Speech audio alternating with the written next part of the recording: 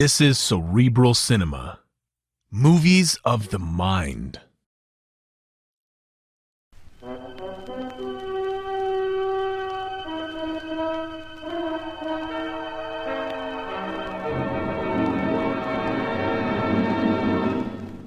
I have been here. The Grey Goose, Adventures of a Modern Robin Hood.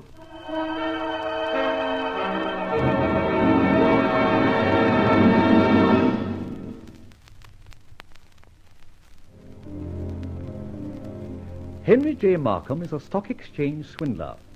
He's also on Barbara's list as one of the men instrumental in her father's conviction. Incidentally, he's just made a fortune at the expense of investors in an oil company called the Rising Sun.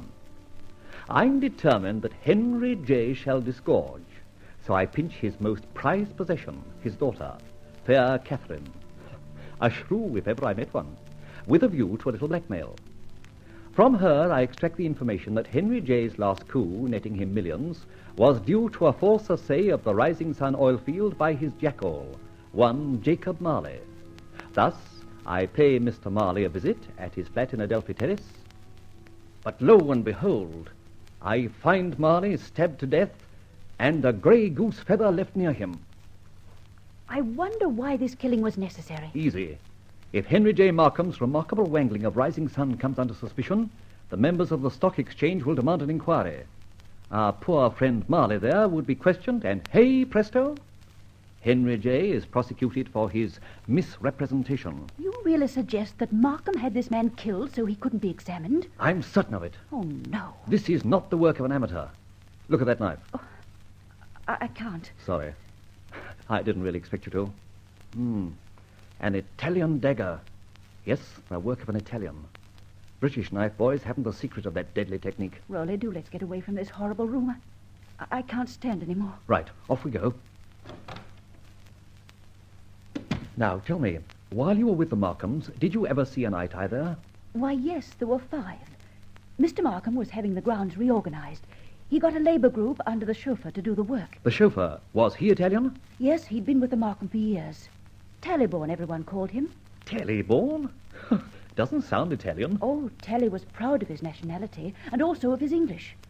Whenever he was asked anything about himself, he'd trot out his best English, swank a little, and then say, "English are very good for Tallyborn," meaning Italian-born. Ah, then I think I must pay a call on the chauffeur Tallyborn in the very near future. Come, wench, home.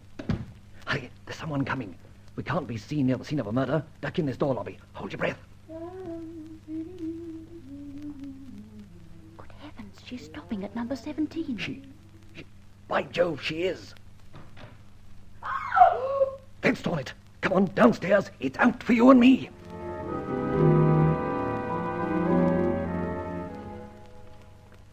Well, there you are, Inspector Ford. Your picturesque Robin Hood is now a self-confessed murderer. I don't yet feel that we can assume that, Super. Confound it, there's this Jacob Marley stabbed to death in Adelphi Terrace, isn't there?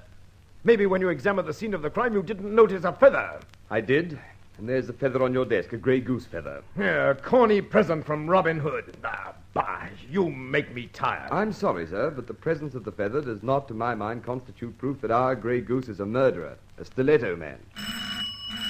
Take it. Inspector Ford here, who's that? The Grey Goose, Inspector. What? Super, lift your receiver and listen. Who? The Grey Goose here.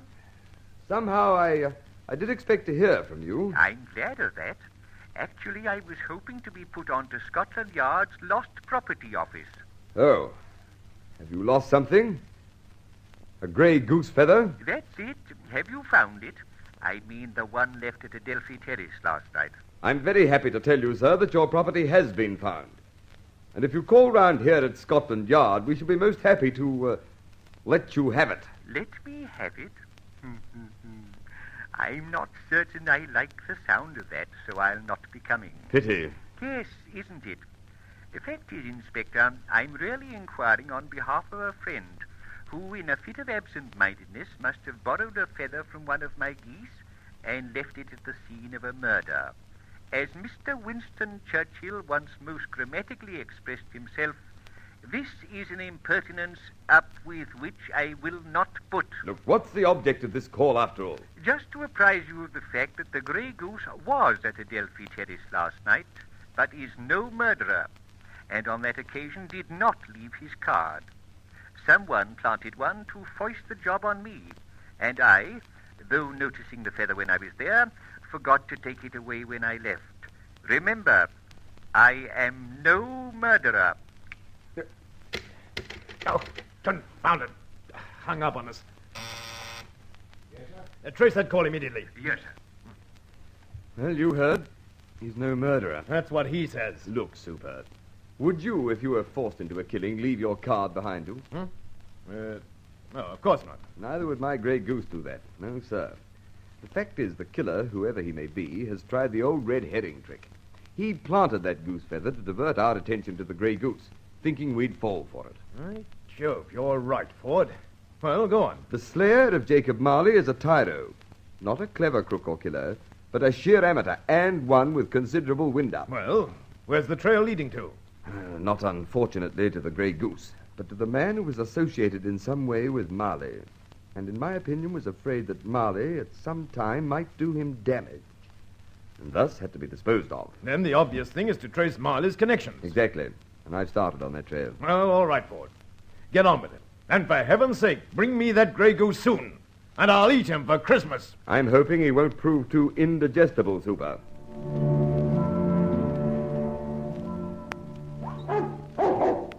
All right, boy.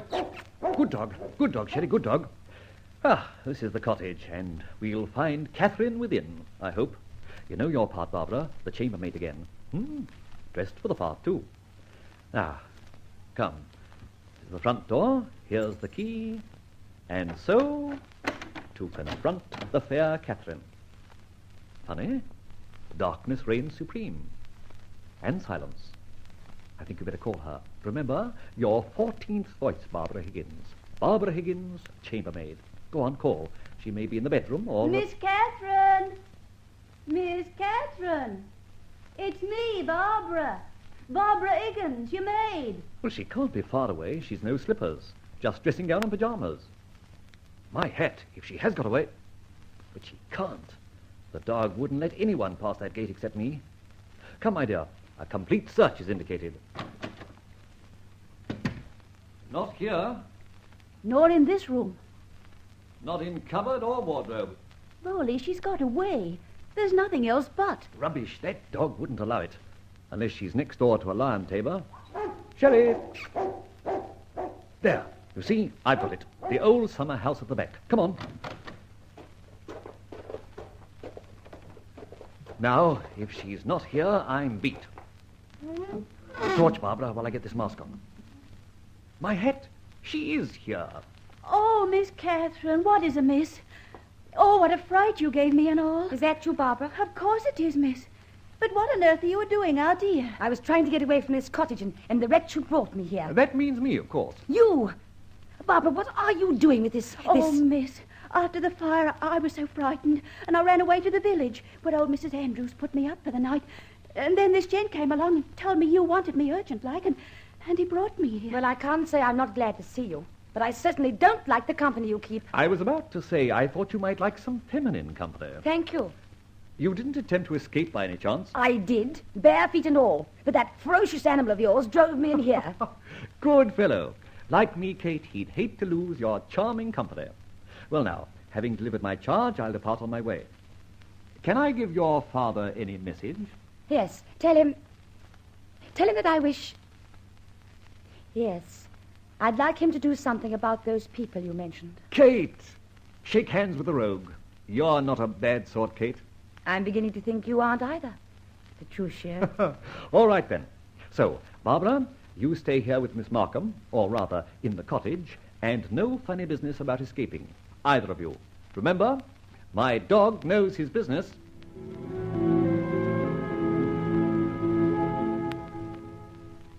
The French windows, I think. But first a glance round. Well, not a sound to be heard. Aha. It's getting late. Servants in bed, I hope. Markham might be up. By Jove, yes. There's a light round here somewhere. Must explore. Oh, confound it. Thick curtains across the window. Hardly a chink. No hope. I shall have to call on Charlie Austin again, on a back door.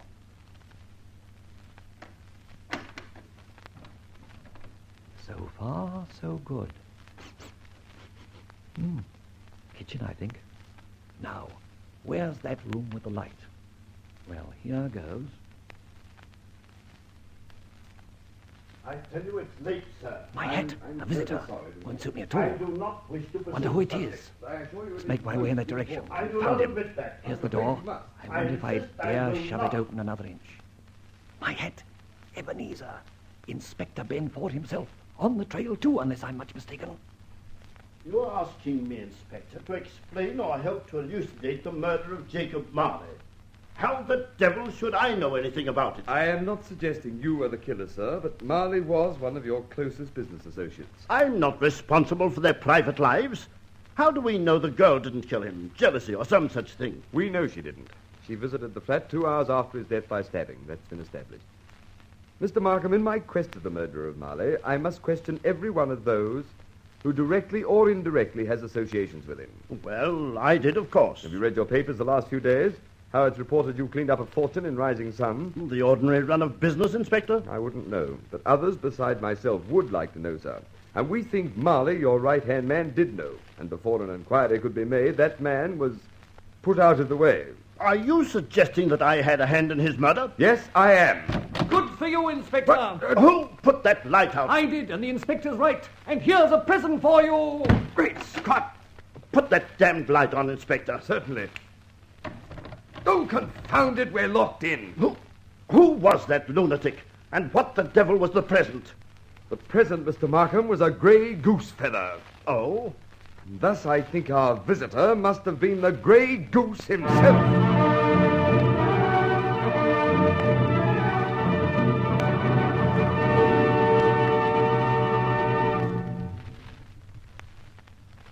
Listen again to the adventures of Roland Fletcher, alias the Grey Goose, the story of a modern Robin Hood.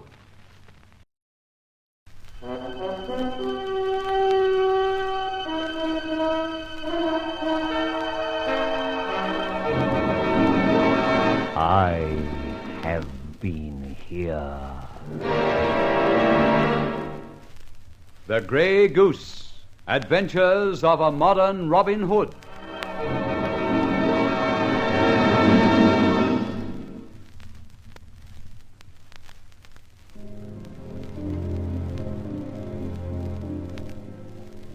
Henry J. Markham's mining engineer, Jacob Marley, made obviously a false report on Rising Sun Oil. Thus I determined to visit him and confound Henry J. But all I found at his chambers in Adelphi Terrace was a dead Marley, stabbed to death, Italian fashion, and worse, a grey goose feather left on the scene. I'd already abducted Catherine Markham with a view to persuading Henry J., for his daughter's sake, to submit to a little blackmail. And bother me if my scheme didn't go wrong. Entering Markham's place by means of Charlie Austin's skeleton keys, I overheard Inspector Benford, of all people, in an argument with Markham. Rather recklessly, I switched off the light, jumped in, and practically accused Markham of the murder of his engineer Marley. Tableau. In the dark, of course.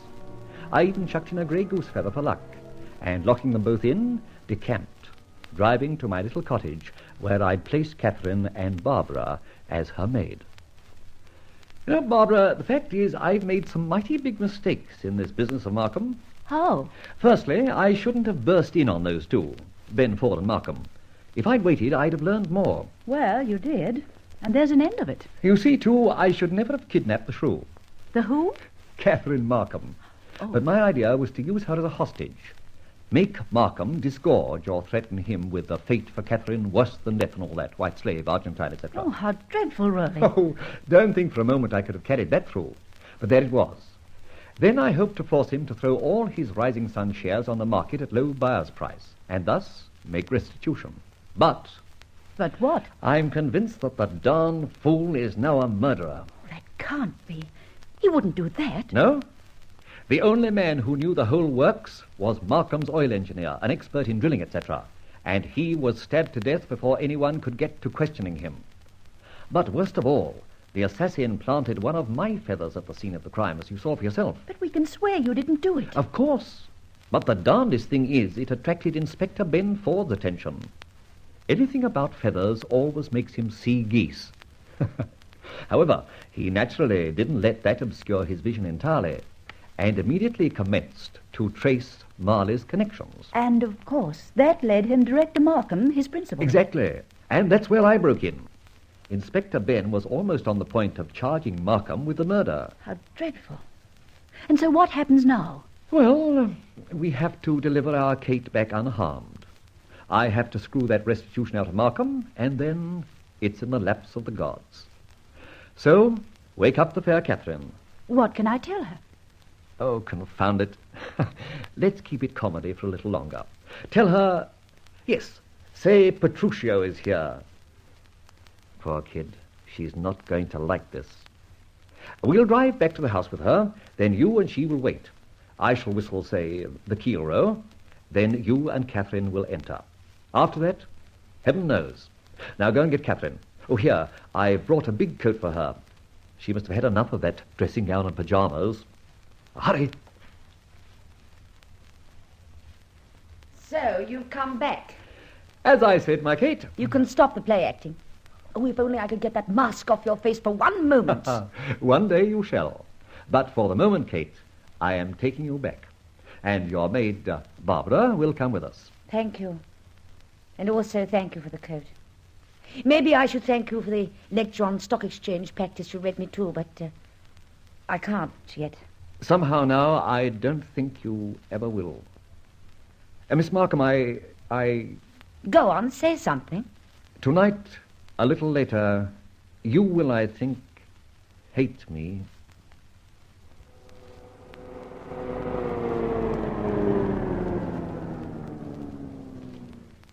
Home. Your home, Miss Markham. Then let's go in. No, not yet.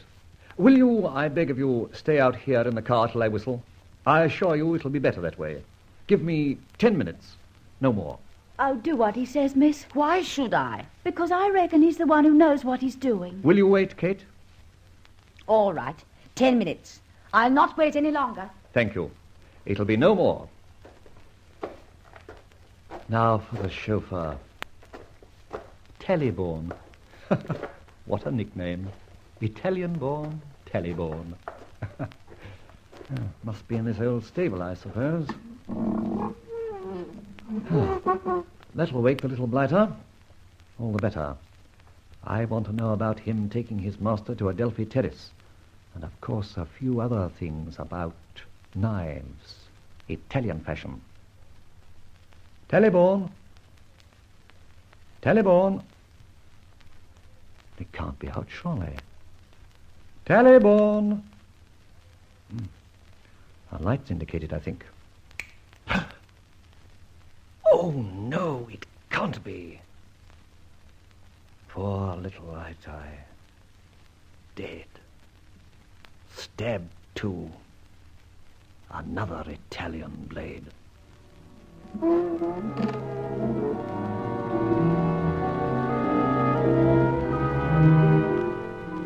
Markham! Who the devil put that light out? I did. Will you, whoever you are, put it on again? Not so, and don't move. I have a torch and a gun. You're at a disadvantage. As I said before, who the devil are you? Just leave it that they call me the Grey Goose. And I've called on you to let you know that I object strongly to you strewing my little feathers or visiting cards around at the scene of your filthy crimes. Murder, no less. You're a maniac. Not so. Listen, Markham. There is a lengthy list of your crimes stacked up against you. Fraud and, lastly, murder. 2 murders. Earlier on, I called on you and found Inspector Ford here.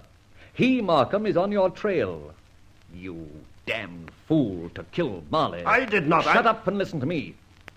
Your Rising Sun swindle netted you $1 million or more. Marley faked your reports and you cleaned up at the expense of all those small holders.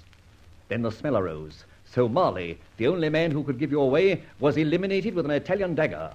the property of your poor little Italian chauffeur who drove you to Adelphi Terrace and who knew what that visit portended. I tell you, you are quite mistaken. Shut up, Markham, and continue to listen. I was the abductor of your daughter. God help me, how can a man like you ever have a girl like that? However, I abducted your daughter and was going to blackmail you by threats as to what might happen to her if you proved adamant. There are some skunks in this world. And among those present is Henry J. Markham, who is suddenly indulged in murder. I did not. That's a lie. You did. You killed Marley, as I've already said, and Inspector Ford began to suspect it. In fact, he is acting now on those suspicions. Your number's up, Markham. I can prove I was nowhere near Adelphi Terrace last night. Who said anything about last night? You see, Markham, you're a cooked goose. You can prove nothing. Tonight, I went to see your little Italian chauffeur, who was known as Tallyborn. Italian-born, you know. Yes. What time? Oh, 12-ish. That's nonsense. He was in the lodge at the gates then. That's so? You saw him? Of course I did. Isn't that strange? Because at 11 o'clock, I saw him in his room over the old stables. What did he say? Nothing. You see, he was dead, Markham. Struck down with another Italian dagger. Poor little blighter. He'd driven you to Adelphi Terrace, you see, and knew too much. All right. You've cornered me. What do you want? Now we are talking turkey. Or should it be Grey Goose? Don't! Craven to the end. Listen, Markham. Firstly, I'm giving you your daughter back. May I open the French window? After that, you will sign a document. Yes.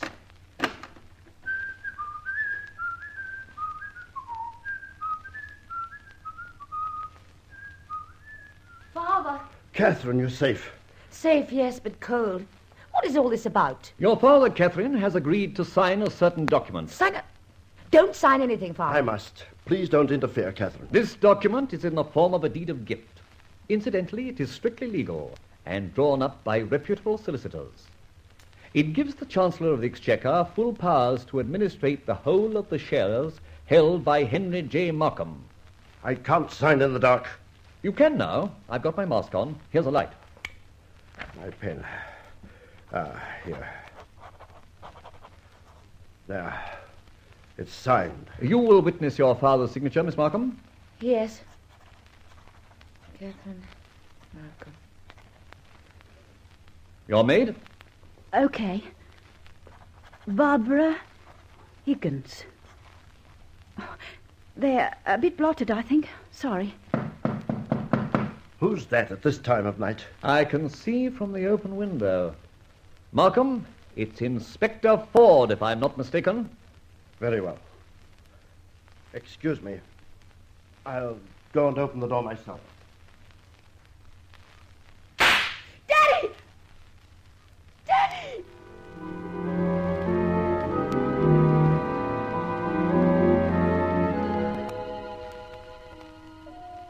I feel dreadful, Rolly. How do you think I feel? In any case, how do you get away? I just told Miss Markham I couldn't stay as a maid in that house any longer.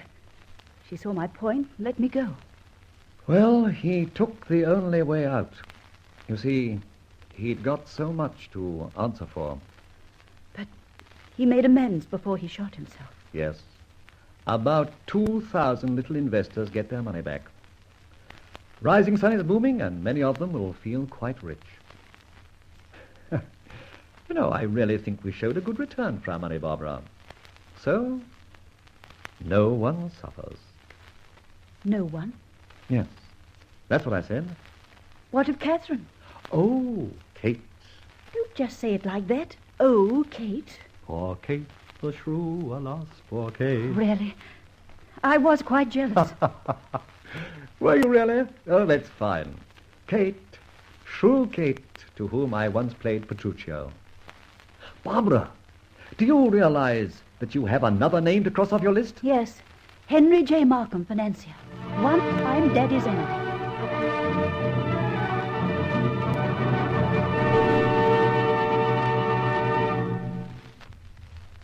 Listen for another adventure of Roland Fletcher, who calls himself the Grey Goose.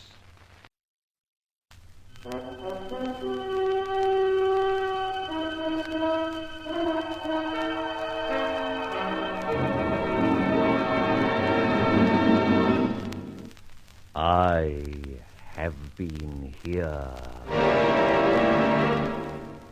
The Grey Goose. Adventures of a Modern Robin Hood.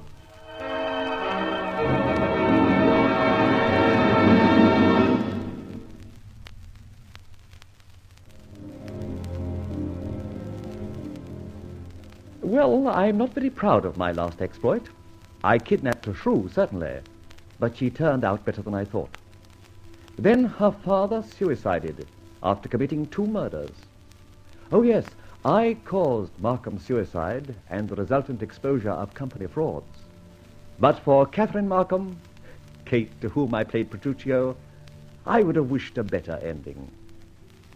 These were my thoughts as I sat in my chambers that Sunday night, when... Now, what was that? Curiosity took me to my window, and there, right opposite me, was the excitement of a police raid. Blue coats all over the place. So I watched and saw... Whom do you think? Mine ancient enemy, Inspector Ben Ford, in charge. But goodness me, Marmon Flats is a respectable establishment.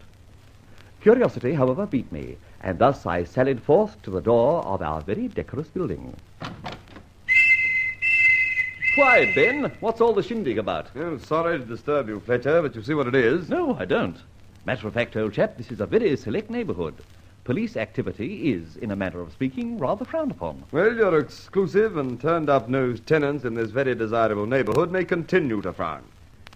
We've been informed that there's a baccarat school operating in Marmon Flats, and thus the raid. But confound it, there are 82 flats in that block. Surely there can't be 82 baccarat players or baccarat schools? Of course not. We had our suspicions, especially of the occupant of the penthouse. Oh, who's that? An apparently harmless old chap, Nathan Forbes.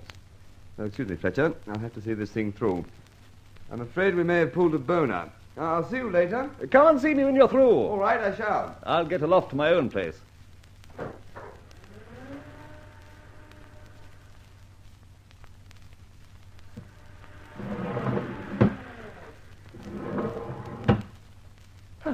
I think Barbara should see this. Nathan Forbes. Yes?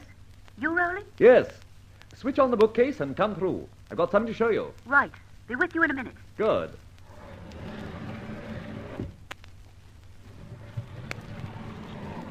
Well, here I am. What's on? Come over to the window. There. You see an old friend? Inspector Ford and squad investigating Marmon Flats in search of a baccarat den. Ridiculous. Yes, I think so too. Or do I? Mr. Nathan Forbes is not yet entirely retired from business. Nathan Forbes? Exactly. One of your father's erstwhile friends. Yes. I'd like to get hold of him. Oh, yes, you shall. But in the meantime, look below in the street. All right, everyone into the wagon. Talbot, Price, take him away. All right, away with you. I'll have something to say to you when I get back. I don't think a raid like that matters to us. Do you, Rowley? No, I don't. But why was Inspector Ford interested in a baccarat school? It's not his line of country at all. I thought he'd been detailed to track down the Grey Goose and was concentrating on that. I don't like it, Rowley. Opposite is far too near to be pleasant. But there are 82 tenants over the way. How's he going to comb out 82 different people and their associates? I still don't like it. It's too near home. Aha, someone coming down the passage. Vamoose, Barbara, through the bookcase. Hurry. Right.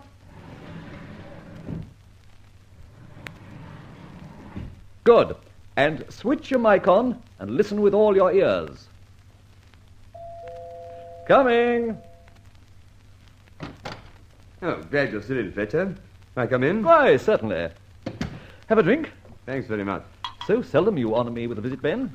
Now, what can I do for you? Well, nothing much, except I thought as you live opposite this flat, you might be able to tell me of some of their activities. Oh, not a hope, Ben. I'm not at home much, and when I am, I take my knitting into that far corner under the lamp. Now, don't brag, for heaven's sake. It's just a forlorn hope. But what are you doing, chasing the gamblers? Off my line entirely, except that we were tipped off that the Grey Goose was to be there. The devil you were. Yes, hence, of course, my interest. And was he? Oh, not a sign of him, of course. How was the tip given to the yard that he might be among those present? A telephone message. And the caller said a goose feather would be planted in the penthouse and so substantiate his presence. And you fell for that one? Yes, I did. You see, I can't overlook one solitary clue in this chase. No, of course not. So I staged the baccarat raid, with only one object in view. And the result? No baccarat, no grey goose. Did you find a grey goose feather? Oh, yes, it was there all right, in the keyhole of the penthouse door. Extraordinary. Yes, and more extraordinary, Fletcher. I don't for a moment think that the grey goose was there. Neither did he plant the feather. It's strange. I feel that too, Ben.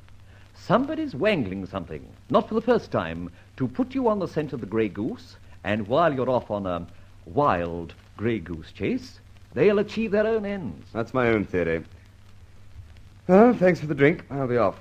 Would you mind at times casting your eye across that back street, and if you see anything suspicious, giving me a ring? As far as I'm able, I will. And I hope I'll find something that'll help. Thank you. It's rather a nasty trick, some bloke other than the grey goose planting a feather to divert attention, don't you think? Definitely. The same idea was adopted by Markham, who had 2 killings to his discredit and left a grey goose feather at each. Did he really? You see, whatever this scallywag grey goose is up to, he never murders, of that I'm sure. I'm certain you're right, Ben. Good night, old boy. Good night, Fletcher. Now, that gives me something to think about. Yet another man using my feathers. The first, a killer, and the next, who? Good devil. Barbara! How? I did go into my own flat, and suddenly I felt an urge to have a look across the road to the Marmon flats. So I came round out of my entrance up in the lift and let myself into your bathroom. Did you have a good wash? Don't get facetious, because I've been seeing things. Terrible. The sponge having an affair with an old geezer, I suppose. Don't rag, Rolly. I think you're going to be interested, as a matter of fact. All right, Barbara. Shoot. Well, I hadn't been at the window 5 minutes before I saw a man go in the front entrance. So strange. Don't scoff yet. He obviously took the lift to the penthouse. 8 floors up. Wise fellow. You know, the lift passes up at the front of the building. That's how I knew, and I saw his shadow on the blind. Easy. All right, be clever if you must. But in 1 minute, the same man came out again from the front door.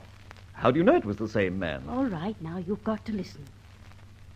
The man I saw enter was dressed in a largish black overcoat and a black Homburg hat. Netty and neat, if I may say so. The silhouette on the blind exactly covered that outline. But where does that get you? Oh, you are exasperating.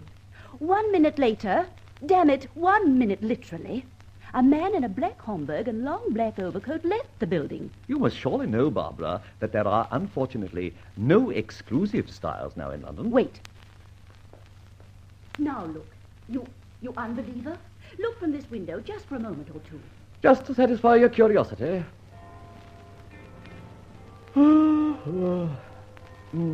I'm sleepy. Oh, do wait. I'm sure there's something queer going on. These men were exactly alike, every detail. Same man, I expect. Nothing to it.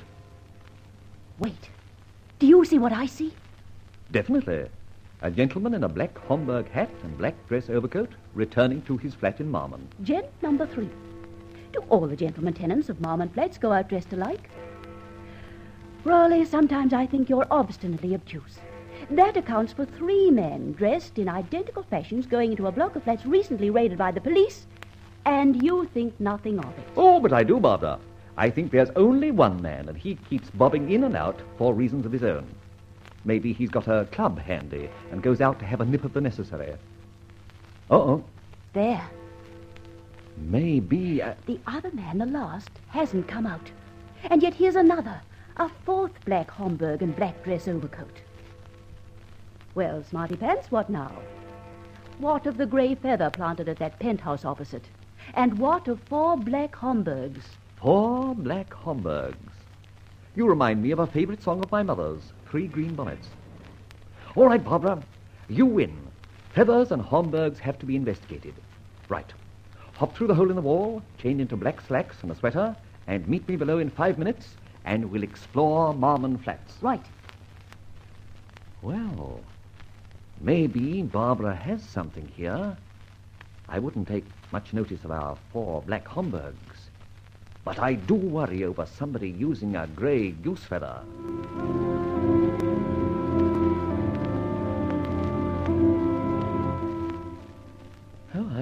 Don't really know what to expect, but we're in now for weal or woe.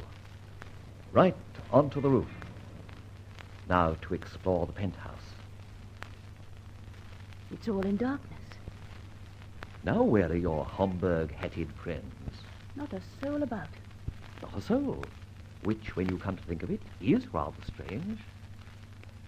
Where can your friends have gone to? What do we do?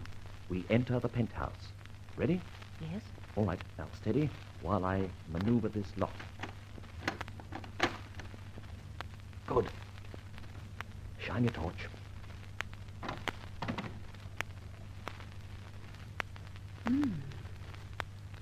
What a lovely place. I could comfortably live here. But you'll die here. Just in time. He's out to it. Rolling. It's all right. They left a guard in the penthouse. I just saw him make a dive and cracked him in time. You know, a crack in time saves quite a number. Where do you think what would have happened had he given the alarm? Do you know something, Barbara? Go on. I know you've got an idea. Yes, I have. I have got an idea. Now listen. 4 Homburg hats, 4 black dress overcoats. Mm-hmm. Yes. Well, look. I've yet to find 1 Homburg hat and 1 dress overcoat. You see? Add that up, and it's 5. 5? No, my dear. Just 1.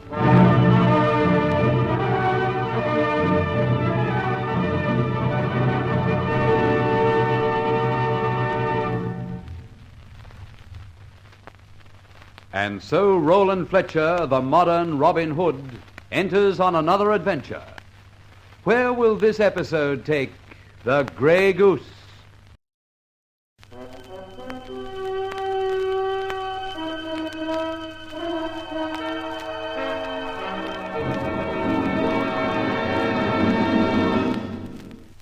I have been here. The Grey Goose, Adventures of a Modern Robin Hood.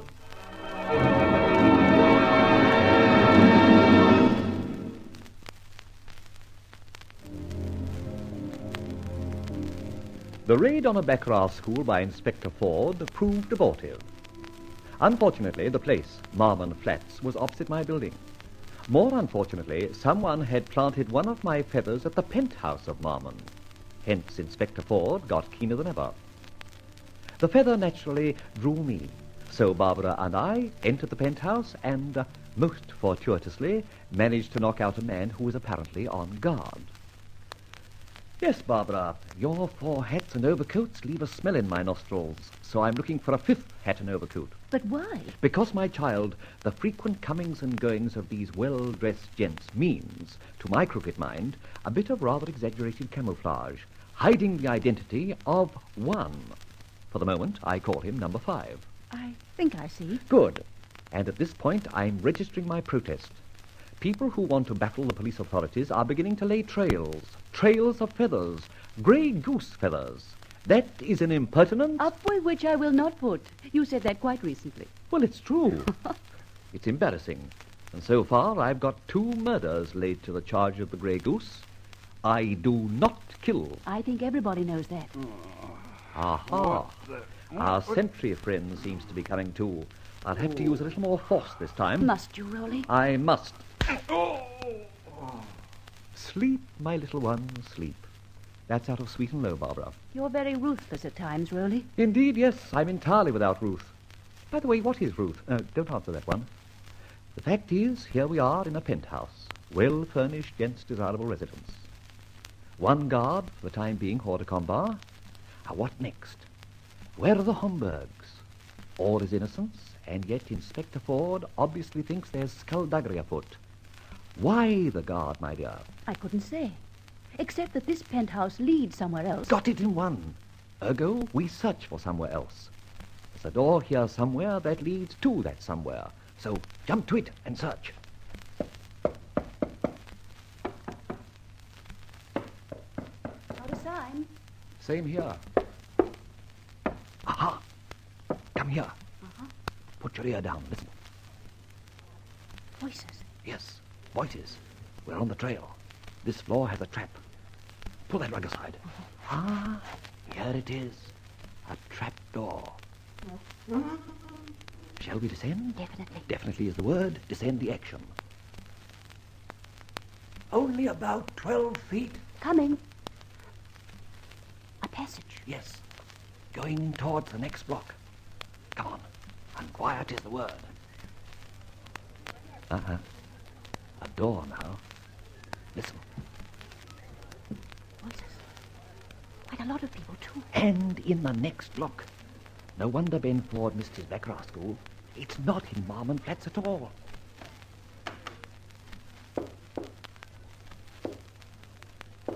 Someone coming from inside. Hear a signal, 4 knocks. Duck behind the door as it opens.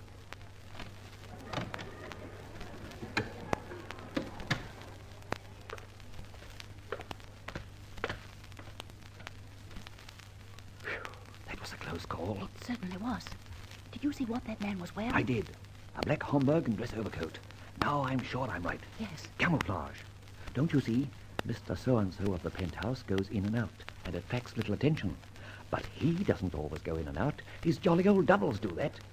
Oh, my hat, what a smart trick. I don't quite get it. Don't you? Suppose someone is waiting for him for reasons of his own. He would pounce on the Homburg gentleman, only to find he's pounced on the wrong one. Multiply that by 4 Homburgs, and where are you? Yes, I see. But where are we? Just stuck in a sort of lobby. A state of affairs we must rectify. Did you notice that the door opened after 4 knocks? Maybe that's the open sesame, so I'm going to try ditto. And what happens if it's wrong? Then probably the Grey Goose is cooked. Now listen, I shall jump whoever opens the door and hope for a knockout. If I fail, dash back to the penthouse, and from there, make for home. I won't leave you. Don't be silly. No use both of us being caught. You will do as you're told. All right. Very well then. Here we go.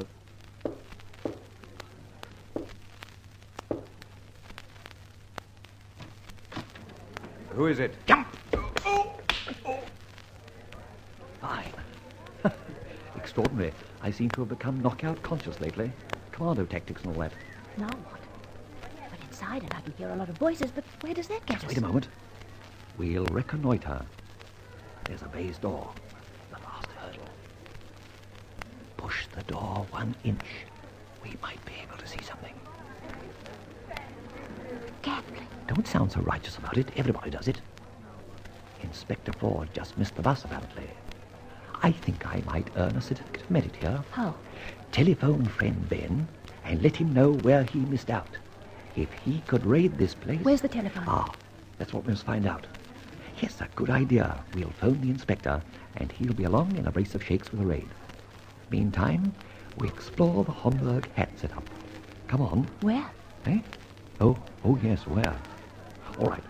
We'll shoot through the corridor to wherever it takes us. After all, we are dressed. We can easily be a couple of gamblers, tired of losing our money and having a look-see. Where does the gentleman go? Oh, is there a telephone for guests here? But yes, there is a cabinet just around the corner, sir. Oh, thanks.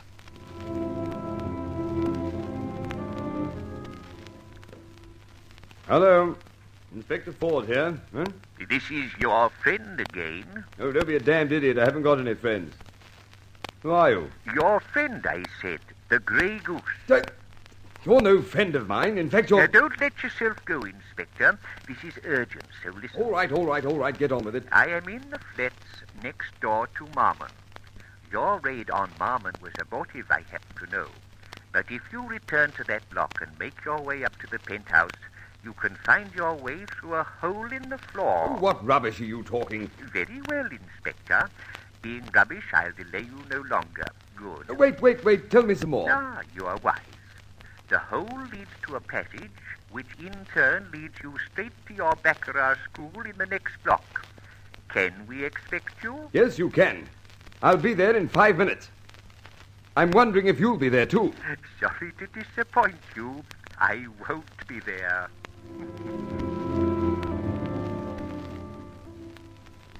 Rolly, what have you done? Brought Inspector Ford and his minions here post-haste. But why? I want a little diversion at a critical moment. They won't get here for 5 minutes yet, so we go exploring further. I'm not after Baccarat addicts. I'm after Homburg hacks. Come, down this way. Door marked office. Now we're getting somewhere. I'd like to see inside there. Haven't we seen enough? We've practically broken up a baccarat school. Yes, or we shall have done when Ben arrives. But I'm of the opinion there's more than baccarat here. So I'm going to open this door somehow. Good Lord. It's not even locked. Tread quietly. There's more in this than meets the eye. Wait. Yes, what is it? Oh, only another door. Private office and a lighted transom. There's someone in there. By Jove, yes. Barbara, my dear, this is the kernel of the nut. And have you noticed something in this office? Just a typewriter, desk, filing cabinet. Oh, goodness. Well, go on. 4 Homburg hats. 4 Homburg hats and 4 dress overcoats are hanging on the wall. But... I know we met one going out. Thus, as I opined, there are 5 in operation. Oh, yes, I begin to see something. What? I've already hinted at it, but we'll go into that later. At the moment, I'm going to take a look-see through that fanlight. Here, help me over with the typewriter table. Good. Now, have a look at the office door. Has it got a lock? Yes, quite an ordinary one. Then turn the key. We don't want someone barging in on us. Check. Now, put out the light. That's the girl. Don't want these fellows to see me through the fanlight. Suppose they suddenly come out here. Oh, pray they don't. I shall come down like Humpty Dumpty. Can I come up too? I'm dying to know what's going on. Don't see why you shouldn't. This table will hold 2, especially as you're only a featherweight. A grey goose featherweight, eh? Oh. What are they doing? Can't quite see. Oh, diamonds, surely. Diamonds, my girl, dozens of them. Now, what does this mean? I'm asking you. All right, I'll tell you. This is a thieves' kitchen, or I'm a Dutchman. You see what they're doing? They seem to be using pliers. That's it. They're destroying the settings of precious stone ornaments. My head, Barbara. My mouth is beginning to water. How would you like some of those stones? I'd love 'em. You shall have 'em. And some good cause will have the rest, eh? That's how it should be. That's how it shall be. Do you recognize the old man at the head of the table? Not for certain. But he could be Nathan Forbes, the old man who owns the penthouse. Nothing more certain. And the others are his Homburg-hatted friends. Barbara, I think we've got something here. Come on. Exit you and me while the going's good. I think so, too. Baccarat. Oh, my head. Baccarat. Rowley, the police, the raid, Inspector Forbes. I know. Follow me. We'll mingle with the folk. But... Yes, I know we'll get pinched. That's okay. All right. Everybody will stay where they are, please. This is a raid. It's necessary for us to take the names of everyone here. Oh, that's done it. Not a bit. Don't panic, just be indignant. You may even get a ride in a police wagon. Now, as you give your names, you'll file down to the lift and enter the wagons. They're drawn up outside.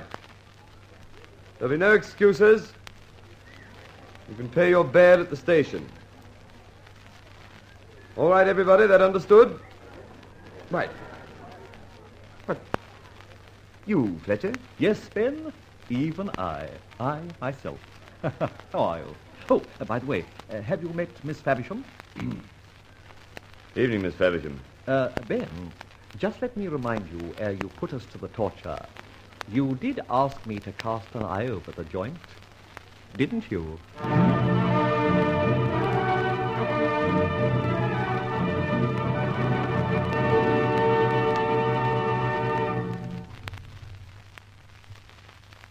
Is this going to do Roland Fletcher any good?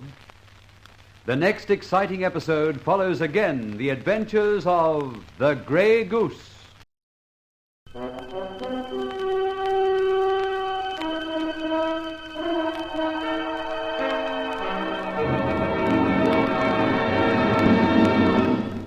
I have been here.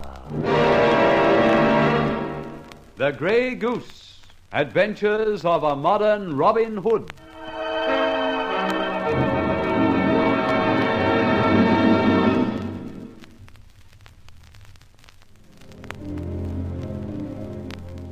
Inspector Ford's raid on Marmon Flats proved useless. There was no baccarat. But later, Barbara and I found, on examining the penthouse, a passage leading to the next block, and there we discovered the baccarat school. We met a little obstruction here and there, but a little commando tactics remedied that. Here we explored and found an inner office, and gazing through the fanlight, we found 4 men busy breaking up jewelry and extracting the stones. I thought it a good idea to phone Ben Ford that we'd found his baccarat school, but of course I didn't mention the inner office and the diamonds. Oh, dear no. Sure enough, Ford arrived for the second raid, and Barbara and myself, mixing in the panicky crowd, got pinched, and thus we found ourselves, with about 40 others, in the police station. I say, look, Ben, Miss Faversham and I only just hopped into that place, and as I reminded you just now, you did say, living as I do so near, you'd appreciate me keeping an eye on the joint. Well, I know I did, but you've been no help, Fletcher. It wasn't even you who tipped us off as to where the baccarat joint was. Now, that would have been a feather in my cap, wouldn't it? Oh, confound it, don't mention feathers. Oh, no, of course not. Sore subject and all that. As a matter of fact, it was my fine feathered friend who rang the yard. Doesn't like baccarat at all, I'd say. Oh, confound him anyway. Look, I won't press this matter. You and your lady friend hop it. Quick. I'll divert the charge sergeant's attention. Now's your chance. I don't think I like that, Rowley. Being pinched?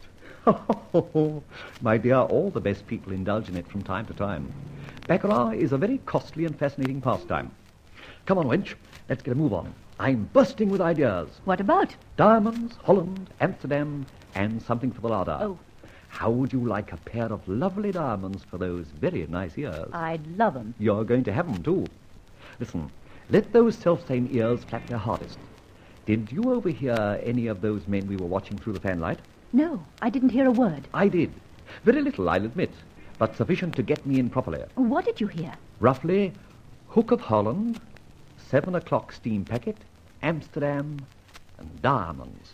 What on earth does that mean? It means, my pet, as I see it, those diamonds are destined for Amsterdam.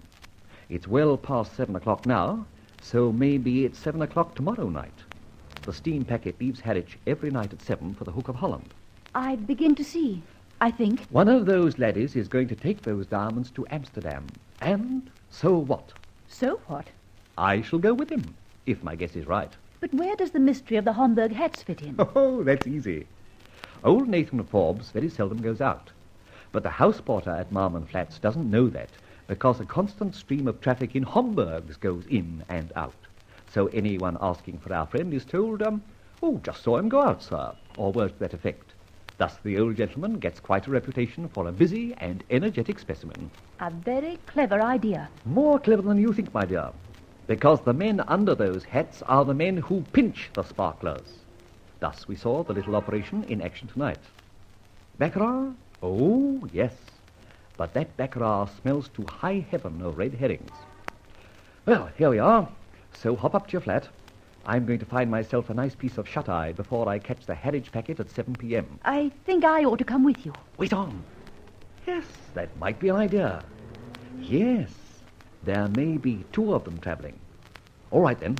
Get down to Harwich under your own steam. Board the packet, and just remember, you've never seen me in your life before.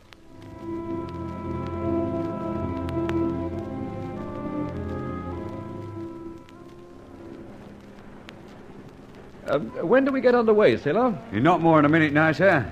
Gangway's just being cast off. Slow trip, I'm afraid. Yes, sir. Fog everywhere. Dirty night. Fog may be useful. Yes, I think so. Wonder where I can find Barbara in this murk. Off, I think.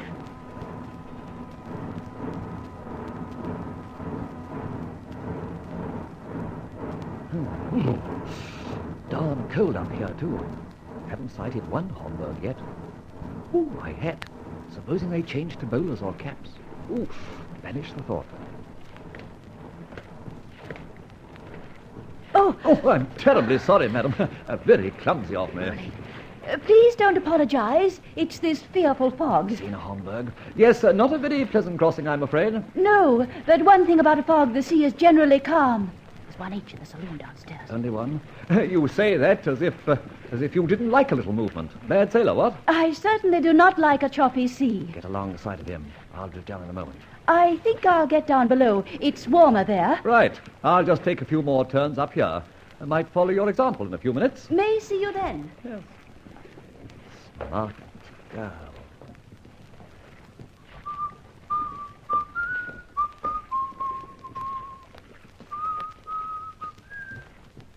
Hello. That's surely a Homburg I see. My hat. If there's still one in the saloon, then there are two on the ship at least. I wonder which is the boy that's carrying what I'm after. Well, here goes. Evening, sir. Not a very pleasant night, is it? Not bad. Beg your pardon. I'm terribly sorry. The deck's very slippery. Oh, sorry to grab you like that. Thought I was going overboard. Quite all right. I think I'll go below where it's warmer. Good night, and sorry to be a nuisance.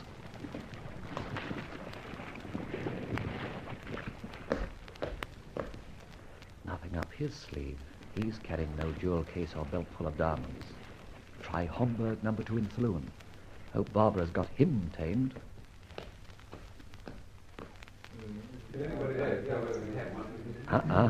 Number 2 is here, and there's Barbara alongside. Good going. So, you decided to come down after all? Yes, indeed, madam. Very damp and nasty up topside. I feel I should invite you to have a drink in view of the fact that I almost knocked you down up there. Oh, thank you, no. This gentleman was so kind. Get for one with me, sir. Oh, jolly nice of you. If you'll let me return the gesture. Maybe later. Whiskey, soda. Thanks. Both, please. Steward, whiskey, soda. Well, thanks. And here's hoping. Good health. Excuse me now, will you? I want to see what they've done with my suitcase. Right. But you'll be back for that other eye, won't you? Yes. Few moments. Keep it low, but laugh now and then. I'm telling you a funny story, see? Check. There are two. Just left one on deck. I wonder where this one went. Up on deck, I'll swear. And I'm prepared to guess that number 1 will come down and your pal will stay on deck. Playing twins, eh? That's the idea. And they'll never be seen both at the same time. Makes it very awkward. Can't tell t'other from which. One thing I do know, the man up on deck isn't carrying a thing that would hold a wad of diamonds. This one is, I'm certain. He keeps putting his hand in the breast pocket of his overcoat. And that is definitely bulky. Good. Hello, here's number 2 coming back as prophesied. No, that's not number 2, that's number 1. Your friend from up top. How the deuce do you know? For a moment, he had his back to us. Well, it was clean. Oh, he does bathe then. When number 2 brought me that drink, I powdered my nose, managed to dab my puff on his shoulder. Your man has a clean coat. I doffs my lid here, bud. I'll be glad of that drink now, if you're still of the same opinion. Oh, yes, yes, of course. Whiskey and soda, wasn't it, last time? That's right. Whiskey and soda, steward.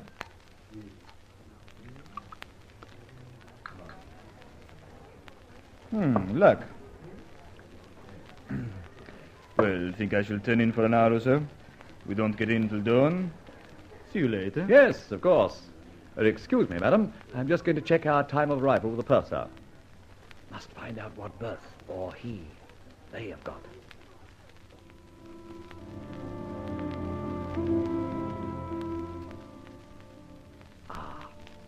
There's friend Homburg 1 down the corridor. His cabin door, obviously. Now to find the exact location and number. Immediately above the port ventilator shaft. Easy.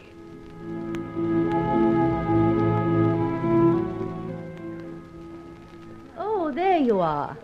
Did you find out what time we get in? Yes, about 7 a.m. About a 12-hour trip in this fog.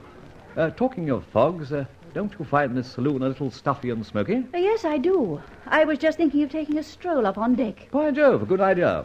I'll come too, if I may. A pleasure.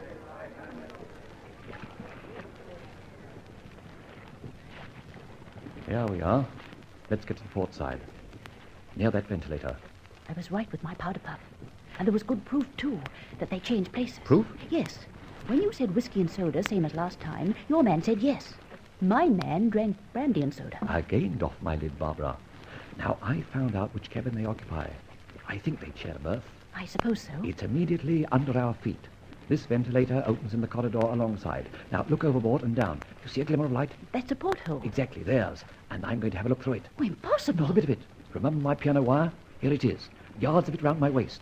I just hitch this end over the taffrail and lower myself till I can get a good view. Remember how I lowered you to the ground on that same wire? Yes, and I was certain it would break. Not a bit of it. Well, here I go, over the side. You stay here and sort of screen the wire in case anybody comes along.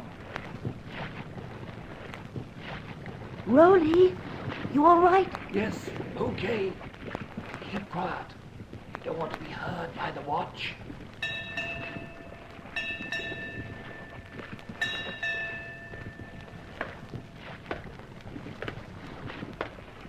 There you are, miss. Oh.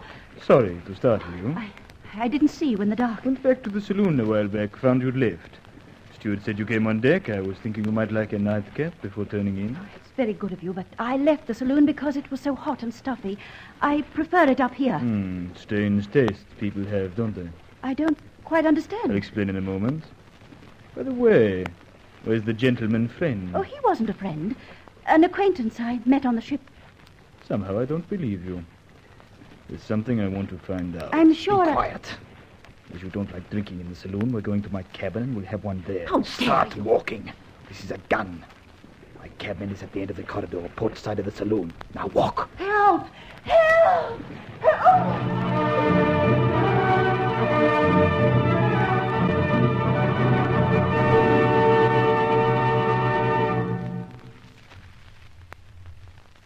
This adventure is not going very happily at this stage. But wait for more action by Roland Fletcher, alias the Grey Goose.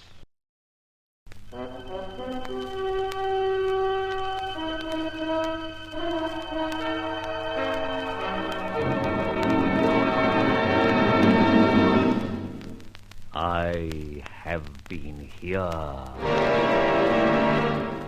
The Grey Goose, Adventures of a Modern Robin Hood.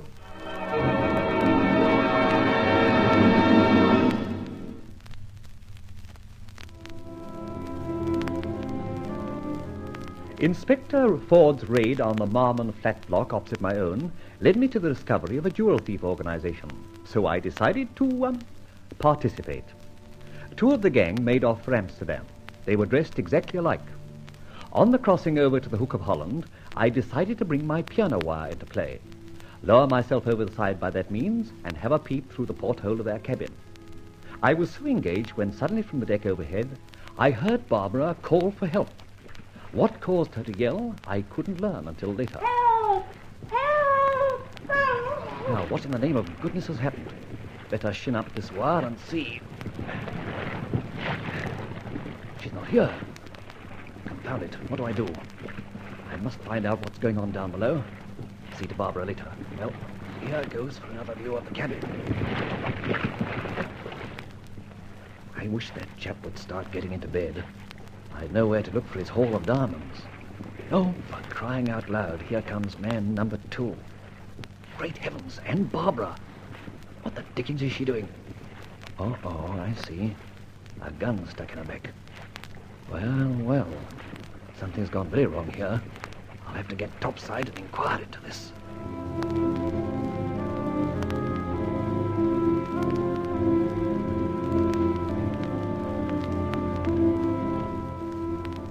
Now for the corridor. Now, how can I wangle this? Must get them to open up, but how? Oh, I got it. Night watchman. Yes? What is it? Night watchman's rounds.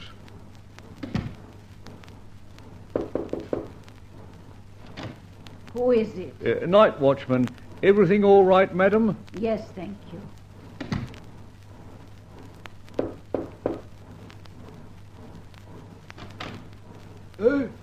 What do you want? Night watchman, sir. Thought I heard someone call out. Oh, not in here. Good night. Can I make sure your porthole is secure? Of course. All shipshape. Good night, sir. Now for it. Here's the door. And by heavens, a fire extinguisher, the very thing. Come here, my carmine beauty. Now for it. Tie a handkerchief over nose, so, and on with the gas attack. Yes, what do you want? A night watchman here, sir. Sea's getting up a bit. Orders to examine and make fast all portholes. Oh, it is quite all right, thank you. Sorry, sir. Captain's orders must report everything stowed and shipshape. Confound the captain's orders, and you too. Just go away, will you? Not so, friend. What's the meaning of... Get outside. Get outside, Barbara, and slam the door behind you. Shan't be a second. Saloon, quick. Right. Now, my friends, you are blind temporarily and feeling very uncomfortable, no doubt. And because of this gas, I'm not staying. Don't move, you! Now, hand me that wallet. Toss it over. Quick! Who are you? Come on, quick! I'll begin to cough myself in a moment. Thank you. And I'll have that gun, too. Thanks again. Good night. Oh, and have this one on me. Whew. Now for the saloon.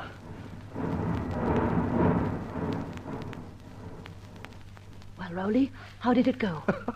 Swimmingly. You just ought to see their eyes water. Did you get what you called for? I did, and you were right. A wallet. I hopped into my cabin and had a good look.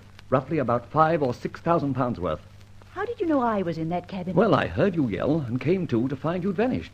Knew something had gone amiss, so went over the side again, glued my eye to that porthole just in time to witness your dramatic entrance with a gun stuck in your back. And now what do you think's going to happen? Well, that depends on our friends and whether the temporary ophthalmia they're suffering clears up quickly. In any case, some action will be taken, I think. In the meantime, we stick together in this saloon until we reach the Hook of Holland. Wait. Turn round quickly to face the door. I'm certain I saw one of them looking in. Yes. Ah, here they come. The sign of Gemini, if ever I saw it. Good evening, or rather good morning, gentlemen. Sorry I can't shout you a whiskey. Or was it brandy? Bars closed, you know. We would like a word or two with you. We shall be undisturbed. My friend, we are not very obliged to you for your theft tonight. I should think not. Personally, I should be most discouraged if it happened to me. However, what can you do about it? Scotland Yard will get those jewels in due time, and you will be pinched. Now what? We do not think you are from Scotland Yard. We think you are one of us. And on this occasion you have hijacked something we took a lot of trouble to acquire. Now, you have succeeded. But be very careful, friend. We shall find an opportunity before many hours of getting back what is ours and maybe enjoy a little piece of consolation by taking it out of your hide.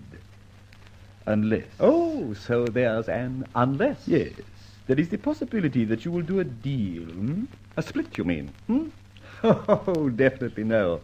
I hold the cards as well as the spoil. And you're not afraid we might go to the captain of this ship and complain that you broke into our cabin and stole our property? Don't be such mugs. Suppose you do and I produce the said property. You'll look a bit silly. And look even sillier when I tell how I broke into your cabin to rescue a young lady whom you'd abducted. Incidentally, why did you behave so ungallantly? Because we both suspected you were not strangers. You talked in so many intimate undertones. Then again, this young lady was a little patent, shall we say, clumsy, with that powder puff trick. My opposite number noticed it when we met on deck. Smart boy. Well, cheers, chaps, no dice. See you in port, eh? Exactly. In port, if not sooner. Oh. Very grim types, aren't they? Yes, could be very dangerous, too. Let's watch our step. In the meantime, we stay here and scurry ashore as soon as we berth. Dash in the airways place, grab a ticket, and fly back home.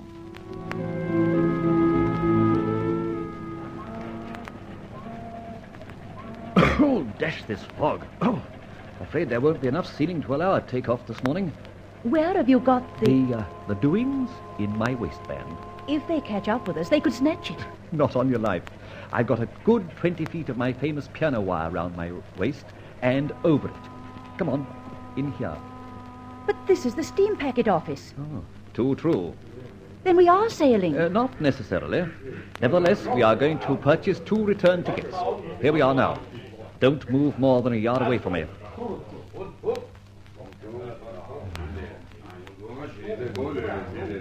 Got him? Yes. I don't see. Never mind. I do see something. Look at the ticket office now. Good heavens, one of the twins. Exactly. I'm buying a ticket for the steam packet. See the other one? Not a sign. Clever beggars. They've been very clever over this. They've split up. But why? They know we shall make for home at the earliest opportunity. There's only two ways, air and sea. So one makes for the steamer office. The other, I'll bet my boots, is even now down at the airways, hanging about to see if we purchased air passages. Simple, my dear Watson. Well, I suppose we go and do likewise. Yes, we do, and I think maybe our friend will probably follow us, and thus pass the good news to number 2. Come along, and don't fall into the drink. He's following us. Yes, there's a porpoise close behind us, and I object to him treading on my tail. Look, my dear man, do you want anything? Not for the moment. I shall later. Well, you won't get it, so don't creep along behind us like that. Go for a ride, go for a swim, anything. Can you swim? Of course I can. What is that to do with... Now, my friend, swim for home. Rolling. Oh, what a day for a ducking. I was cursing this fog a few minutes ago, but it proved a blessing. Now for the airport and the other twin and our tickets. Not so easy now the fog's lifted. We've got to shake off this other chap all the same. Can't let him travel with us. He'll track us all the way home. I've got to stop him boarding this plane somehow. We haven't much time. Come on, let's get one of these service cars. Hurry. Hi. You speak English? Yeah. Speak good. Right. Get a move on. Drive up the road towards the seaport. Got it? Goot? Good. Then turn left. Goot? Yeah. Where's our friend? He's just trying to get a car himself by the look of it. Driver, now left again. Good, meneer. Then left again. Just bring back to airplane. Good. Yeah, very good. Excellent. Can't see his lordship anywhere on our tail, can you? No. Hurry, driver, hurry. We must catch our plane. Good, airplane. Hope Homburg Hat thinks we are well on our way to the seaport. No sign of him following us. He must have come to the conclusion we were making for the seaport, as we'd spotted him. Airport again, meneer. Good, very good. Duncan, meneer. Good? Ja, good. Come on, we'll just make it. By Jove, all this talking Dutch is very fatiguing. Hurry, please. Tickets, please. Thank you. Number 17 and 18. Thank you. Good job there's no number 13. Pardon? Oh, never mind.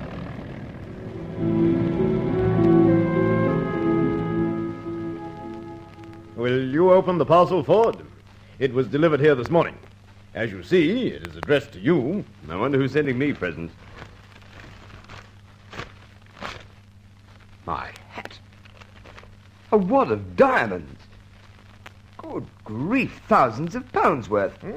You must have made a deep impression on some duchess or other. Not a single one in any setting. Fearfully difficult to identify. Oh, a letter as well. Fan mail into the bargain. No, have some pity, Super. Here, listen to this. Dear Inspector, herewith precious stones. A lovely bag, if ever there was one. I managed to hijack these for you. How you trace the original owners is your business. Incidentally, while you were concentrating on baccarat at Marmon Flats, I found it was just a little byproduct to a big diamond-stealing outfit.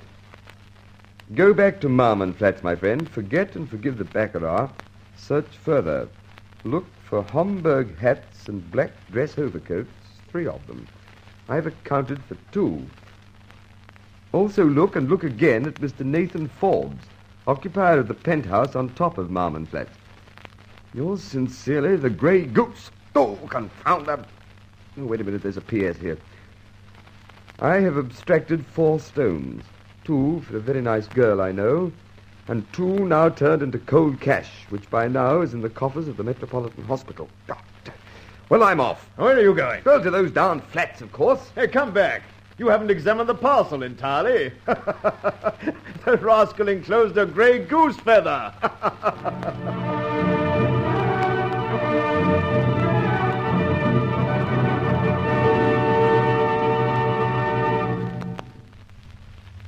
Once more, the Grey Goose scores. Be listening again when we present the next story of Roland Fletcher, alias the Grey Goose.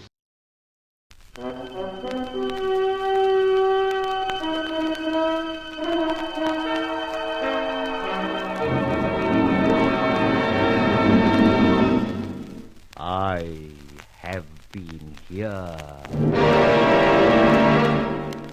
The Grey Goose, Adventures of a Modern Robin Hood.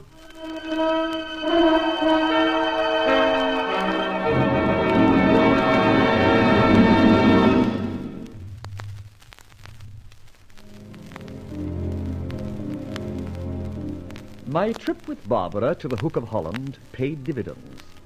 I think, too, my little hint to Inspector Ford of Scotland Yard didn't do him any harm.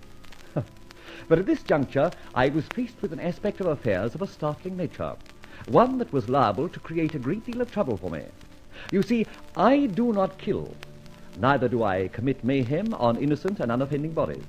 True, I do use commando tactics now and then, but only on those who really deserve them. Barbara entered my flat one evening somewhat distressed. What have you been up to, Rowley? Well, what? You tell me. Listen to this from tonight's news. For the 4th time in a month, householders have been terrorized by the now infamous Grey Goose. Infamous, eh? Each of his last 4 depredations have been signalized by the fearful bashings of those who, in attempting to guard their property, encountered this unscrupulous and savage thief. Linden Hall in Buckinghamshire was the scene of last night's escapade. The caretaker disturbed the thief and was so savagely attacked that he's now in hospital suffering from acute concussion and severe head wounds. Here, as in each other case, this callous thug has impudently left his signature in the form of a grey goose feather. Very, very clumsy. You couldn't have been in Buckinghamshire last night. Oh, yes, I could, even after you and I had left the theatre. As a matter of fact, I was not. Still, it's not very nice to have my feathers brought into disrepute by some idiot endeavouring to lay a false trail. Why do you still allow your conceit about this feather business to rule you? I don't know. Perhaps I should have used a peacock feather. However, it's goose feathers, and, my girl, I've got to get them clean. I will not be saddled with the bestial crimes of these thugs. What can you do about it? I don't know yet. Read me the next bit from that paper. Hitherto, a modicum of romance has been weaved around the Grey Goose. He's never used violence in his raids. He has certainly robbed, but we have always learned later that someone in need or a recognized charity benefited. If this Robin Hood has now become an out-and-out assassin, the police had better take more drastic action. Romance or no romance, the Grey Goose is a menace in our midst and must be removed. Caustic, I think. What's the name of that paper? The Clarion. Right, I'm going to ring him up. It's all right. I know the number.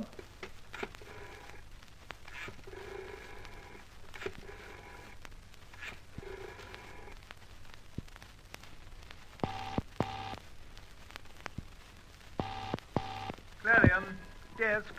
Clarion, good. Sub-editor? Sub speaking. Who wrote that letter, that leader, rather, about the Grey Goose? I wrote it myself, if you must know. Did you? Well, I can't congratulate you on your phrasing, syntax, or composition. Oh? What's the matter with it? I'll tell you. You see, I'm the Grey Goose, and I want to inform you that I am not a basher. I was not at Linden Hall, nor the Carrick Hotel, nor the other places where people have been bludgeoned. I do not bludgeon, kill, commit mayhem, or what have you. Now, publish that. Look here, I say... Publish it, or by heck, I'll come round and drag you to the nearest, horse pond. My friend, that'll be a long way. There are few horse ponds in London these days. All right, then make it the fountains in Trafalgar Square. At any rate, do as I say, or else, Mr. Sub-Editor. You really are riled, aren't you? Riled? God bless me, I'm raging.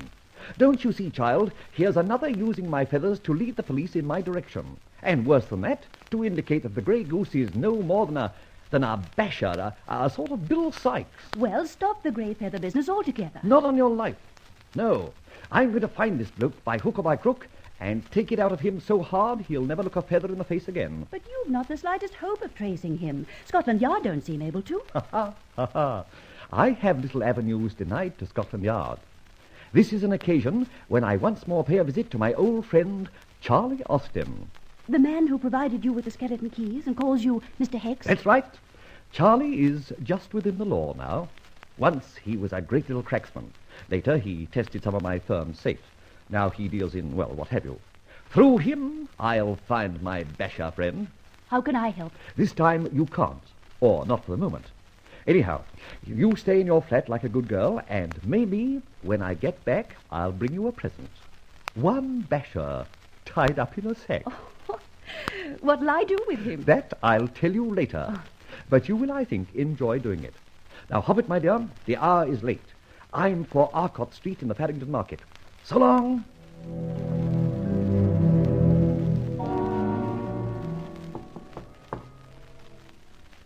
Who's there? Blimey, this ain't no time to go calling here. Who is it?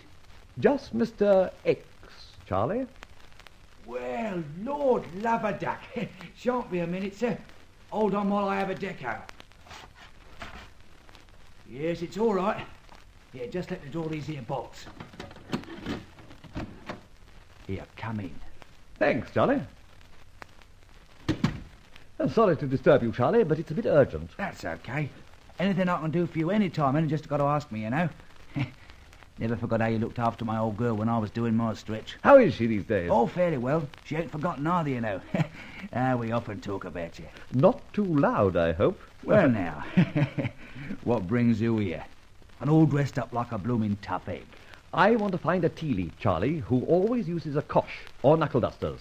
One of those idiots who can't resist bashing people when disturbed at a till or a safe.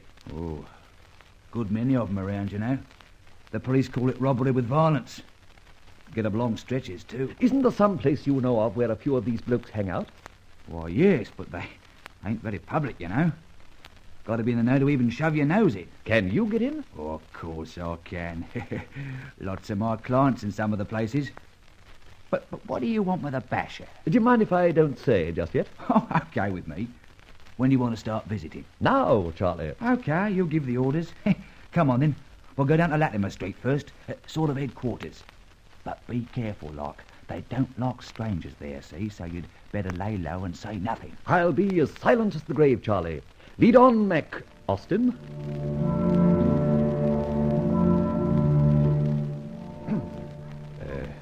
Better order something. I suppose I couldn't order some fresh air, could I? 2 beers and lively, James. 2 beers. Oh, James, this is a pal of mine, see? Pleased to meet you. How do you do? Name? No name tonight, pal. In smoke, get me. I'll get you 2 beers. This here place houses the toughest lot you ever did see. 5 out of 6 have been in stir. 4 out of 5 for violence, 3 out of 4 in smoke and badly wanted, see? Now, there's the bunch. Which one of them you like to have as a basher? Good Lord, I don't want to employ a basher. Actually, I'm looking for a basher to bash, as it were. Oh, I get it. You're after someone. In a way, yes. But I don't know which of these would be my one. Well, there's Archie Bland over there, see? A real thug. There's Morgan, Welsh cosh expert. Billy Andrews, 3 terms for knocking coppers off. Look, this is useless, Charlie. I'm looking for someone who did a piece of bashing I know about. Which one of them it might be, I don't know. But that's the man I want, and I want him badly. You going to roughhouse him? Well, not exactly. But some friends of mine would like to make his acquaintance. Well, how are you going to go about it? There's a dozen here. I have a scheme, but it's going to be very dangerous. Say, could I shout some of these ladies a drink? Or maybe you could. Here, I'll ask James. Yes, do. James, my friend would like to make his alley good. Any dice? I lost them, boys. Be careful, chum. Don't bump your head nor mine. 3 or 4 coming over. Accept, see? Good. Archie Bland. How do you do? Bill Andrews. Evan Morgan. Bob Laws. Nice of you, coves. James, fill 'em up. Fact is, fellas, Jack Hill here is not used to London ways, see? He's from the West. No pals, no nothing. You all know me. I can vouch for him. So that's all, see? The drinks. Take it out, Vet James, and no change. No change. My pal Jack is on the lam. That right, pal? That's it. Matter a bit of a show here and there, and I reckon I'm not big enough to hold it down alone. Not big enough? Well, of course you are on the small side at that. That's the trouble. You see, Charlie, I got connections, and they've done me good and proper. How? Well, I was worded on that Carrick Hotel lay, and I made it. But I had to bash my way out. Nearly did the night porter in, the swine. You was the go? Yes. Crikey, that was a snug outfit. Did you leave that there feather they're all talking about? That's so. I done it several times. And I reckon these flat feet down at Scotland Yard are scratching their heads and going mad in poultry farms. And you pull that Linden Hall job. Easy one, that. Only an old caretaker. Reckon after the way I did him over, he'll take more care in future. You're opening your trap a bit, ain't you? Yeah, you want to go easy on the confessions, Cully. Well, I thought I was among friends. So you are, but there's knocks and stoolies always around. So mum's the word most times. See? Yes, of course. Well, I shut my trap. But I came down here looking for a pal. Oh? Dunno who. As Charlie said, I'm not a big sort of cove, and I thought if I could get some more good boys lined up, I could sort of pick a big bloke to have as a partner, that's all. Well, some of us might be interested. Spill it. I can't yet. Ain't got all the particulars yet, but I tell you what, I'll be back tomorrow night at 11. If one of you blokes feels like it, I can put you onto a good thing. Sure you're coming back? Of course I'm sure. What did I come here for else? Right. Well, I reckon, Charlie, we'll be on our way. Yeah, right. Oh, one thing, chaps. Charlie Austin's counted in. Yeah. That's all right. Right, thanks, Jack. I'll see you boys tomorrow. 11 o'clock. That's right, 11 o'clock. Come on. This neighbourhood ain't too healthy just now. I confess, Charlie, I'm almost on the point of running. What the blazes have you got us into now, eh? God blimey, you did open your trap. If there was a stoolie there, you're for the cement floor and the iron bars. Charlie, not one of those blokes was the basher I want. How do you know? I mentioned the Carrick Hotel and Linden Hall, and not one of them batted an eyelid. Clever, I must say. I'd have noticed some look or gesture if any of those boys had been concerned. You were playing with fire, Mr. Hex. Now, come on. I'll put a bit of the world between Latimer Street and my hangout. Hey, what's this? Look out! Mind that, Kosh!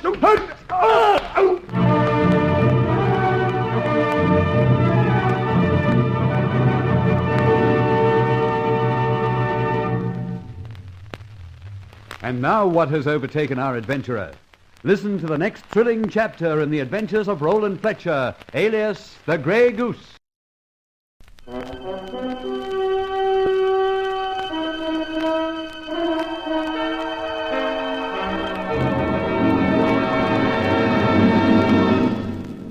I have been here. The Grey Goose, Adventures of a Modern Robin Hood.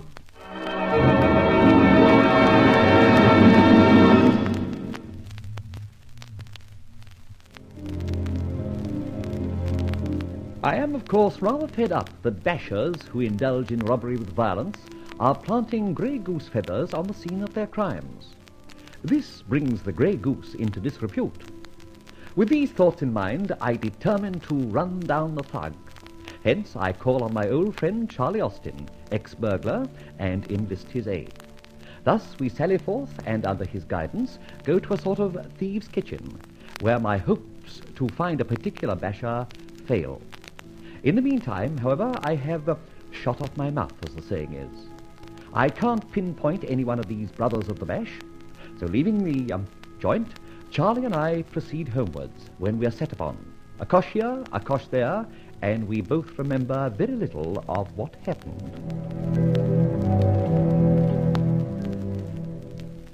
Oh, my head. My hat, what hit me? Oh, what happened to Charlie? That you, Mr. Hicks? Yes, it's I. How do you feel, boss? Terrible. How's it with you? Oh, blimey. My head feels like the bottom Brussels sprouts in a case of a tan. Oh, I'll say we took a bashing. My word, we did. Why, do you think? Why? Cool blimey, Gov. Did a big bit of talking in that outfit. Well, of course I did. I wanted to see some reactions among those fellows when I mentioned the Carrick Hotel and Linden Hall. What do you get? Just nix. True. And some of those boys who didn't like the trend of our conversation followed us and donged us. Here we are. Stuck down to some cold floor with medical tape. Can't even move an eyelash. Too true, Charlie. Very sorry I've got you into this. Got any ideas where we are? Not the faintest. Reckon we might be under the premises, though. Any rate, too cold for my liking. You know what I think? No. I believe James has put our pot on. James? Oh, the waiter chap. Waiter nothing. James is in every lurk there is, I'm telling you. Any idea who slugged us? Not yet. But, boss, you were terribly interesting with all that info about those places you got the lowdown on. Purposely. However, I missed out and didn't catch my fish, the basher I was after. You see, I mentioned places, facts, and not one of those boys reacted.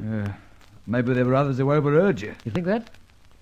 Then that's why we're here, Charlie. Well, now what? Well, uncomfortable as we may be, there's nothing we can do just now, except see if we can't get the binding tape off. And, of course, hope for the best when someone pays us a visit. Bound round like this, we look like a couple of mammies. Mummies is the word, Charlie. Here they are, Sam. 2 birds, trussed and regular for the frying.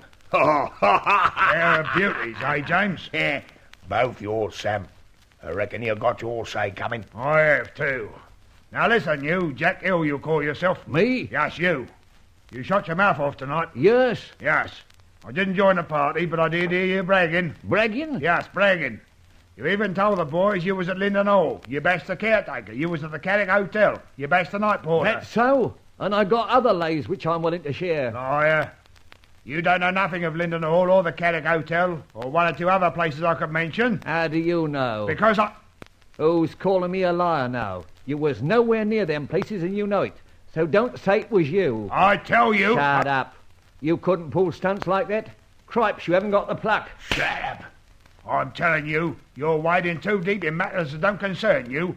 And you've gone so deep, I reckon it's time you was knocked off, see? Are you going to do it? Who are you, anyway? Everybody knows me, Sam Burnett. Does that ring a bell? Sam Burnett? Never heard of you. Liar! I'm the boss around here. Well, Sam, thanks for the intro, but I still say I was at Carrick and Linden Hall. Can you prove I wasn't? Yes, I can. Hey, careful, Sam. Aye, yeah, gotta be careful.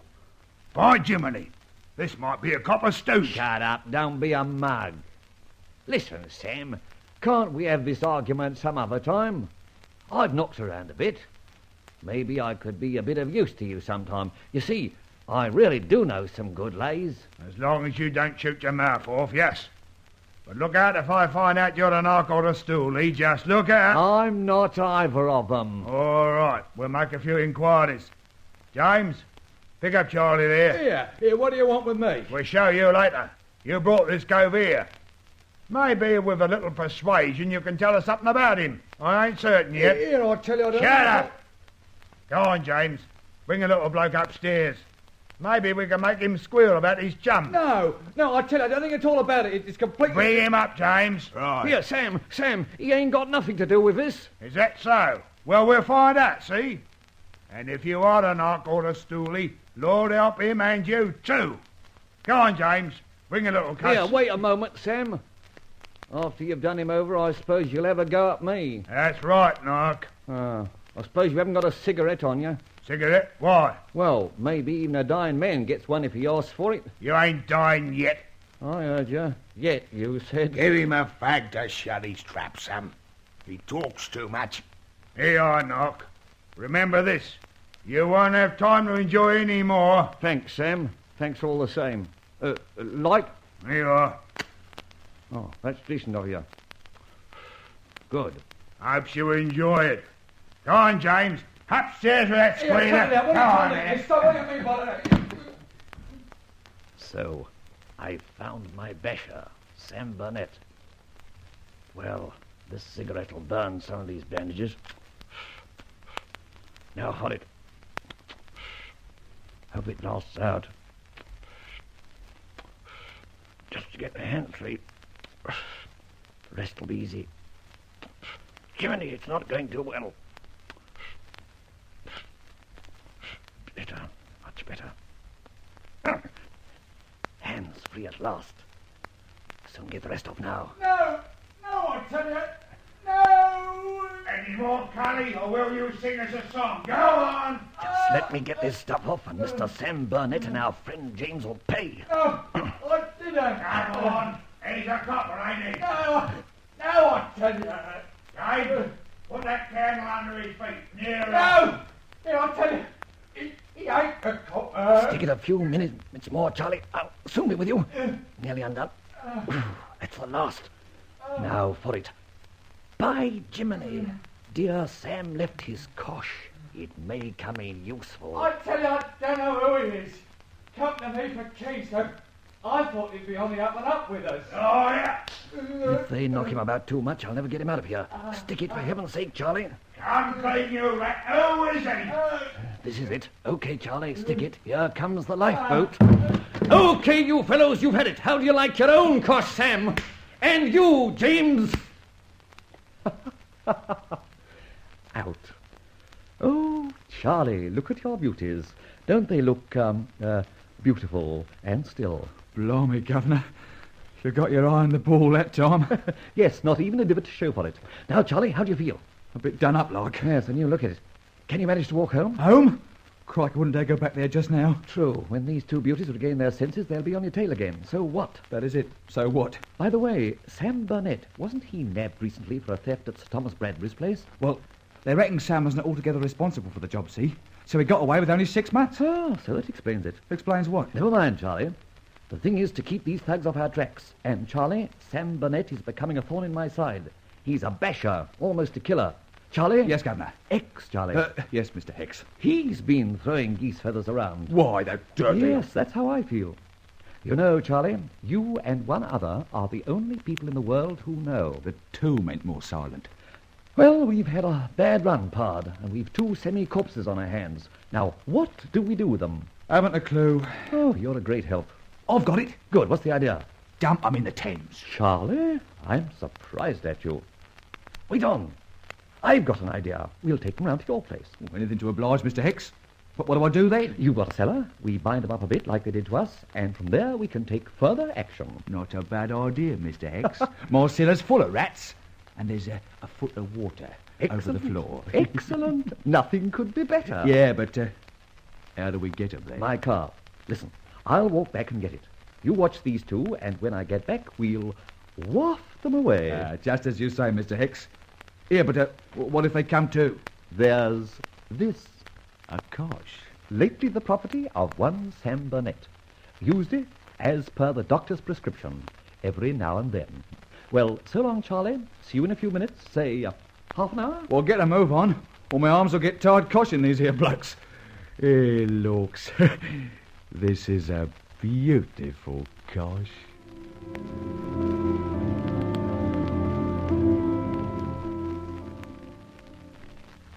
What's on, Rowley? Just this. Charlie Austin and I ran into trouble tonight. Rowley? Got ourselves kidnapped. However, we got out of it and have now 2 bodies to dispose of. Bodies? Oh, not dead ones, don't worry. We're moving them to the best of our ability. I'm taking the car down to the address and shunting them to Charlie Austin's place in Arcot Street. Got it? You know the place? Check. Now, listen. If anything happens and I don't show up in 2 hours, take your jalopy down there and see what you can do. Nothing you can tell me? Nothing. I don't know anything. But one thing. Look out for our old friend Sam Burnett, and then go by events. If we're not there, go to number 17 Latimer Street. Right. You can depend on me. Good.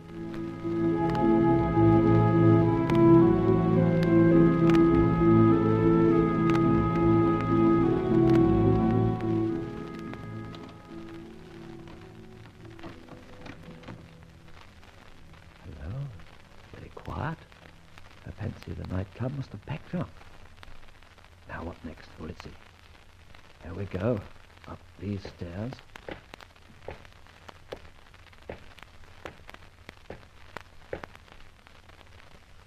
Funny.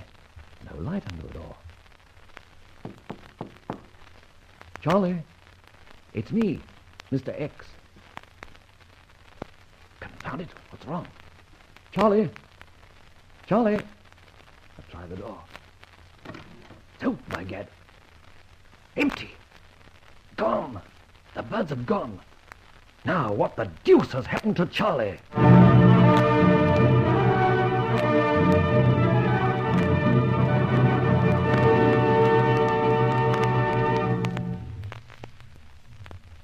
Now what? Can we depend on Roland Fletcher to find a way out of this quandary? Listen to the development of the adventures of the Grey Goose.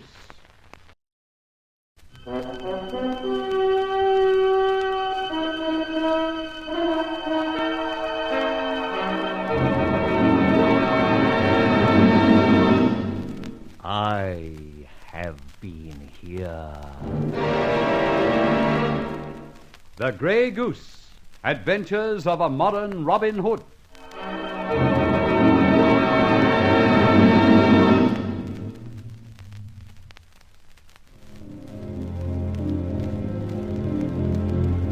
This basher business, robbery with violence, has got the Grey Goose into bad repute, using my feathers as the basher does. So I start to track him down. I visited a sort of thieves' kitchen with little Charlie Austin to see if there was a likely suspect. I even bragged a bit and said, in very mixed company, I was a basher. No one batted an eyebrow, so I called it a day. On the way home, Charlie and I got bashed ourselves.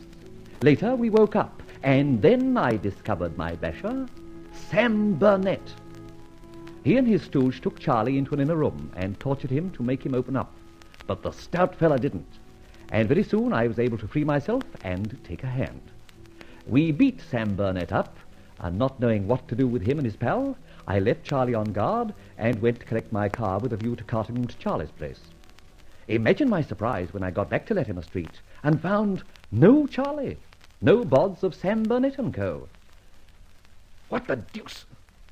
Those two thugs must have bested Charlie after all. Got away and taken him with them.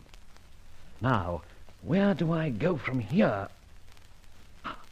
Maybe his own place in Arcot Street. Well, nothing for it. I'll try there first. Take the car as near as I dare, and ring Barbara to meet me there.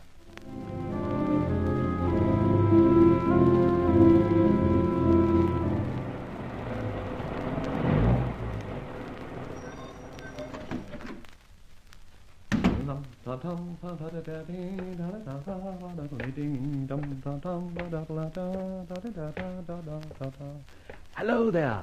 Rolling. Good girl. Glad you're on time. Fact is, I don't exactly know what to do. It all depends on circumstances. What's happened? I'll give it as short as I can. I went to a dive with Charlie Austin. Why? To find a certain basher. Instead of which, he and a pal found me and Charlie and I eventually had a bit of an argument with them, in which basher and pal got hurt. I went to get my car to take them for a cooling process in Charlie's cellar. I got back. No Charlie. No basher and pal. They must have overcome Charlie somehow. Too true. I've a hunch they've forced Charlie to bring them here to his own place. That will be fine. Exactly. So somehow I've got to explore Charlie's place this minute. Now stand by. I'm going to get myself inside in the hopes that they are there. You're going to stick your neck out. How very true. Look, if by any chance things do go wrong, I'll find a chance somehow to yell, Barbara. Yes? That's your cue to dash off, collect Inspector Ford, and bring him here. But that'll put him on your track. Maybe, but I'll find an answer to that one, if it so turns out. Now stand by, partner. Be seeing you later.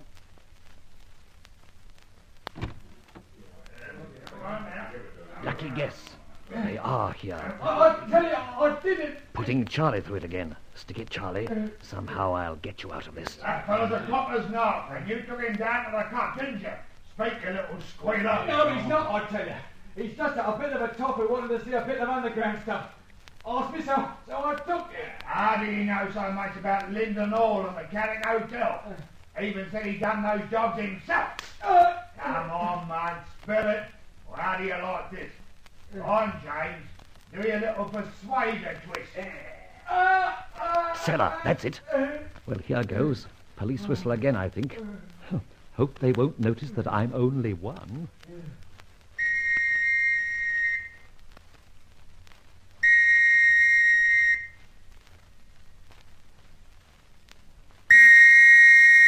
Now, off we go. All right, Sam, James, Austin, this is a cop. Come along quietly. Righto, fellows, just guard the back windows and door. I'll watch these gentlemen. Come on, now, come on. Release that man, Burnett. Who are you? Police, and don't be impertinent. Get a move on. Release that man. You all right, Austin? Just about.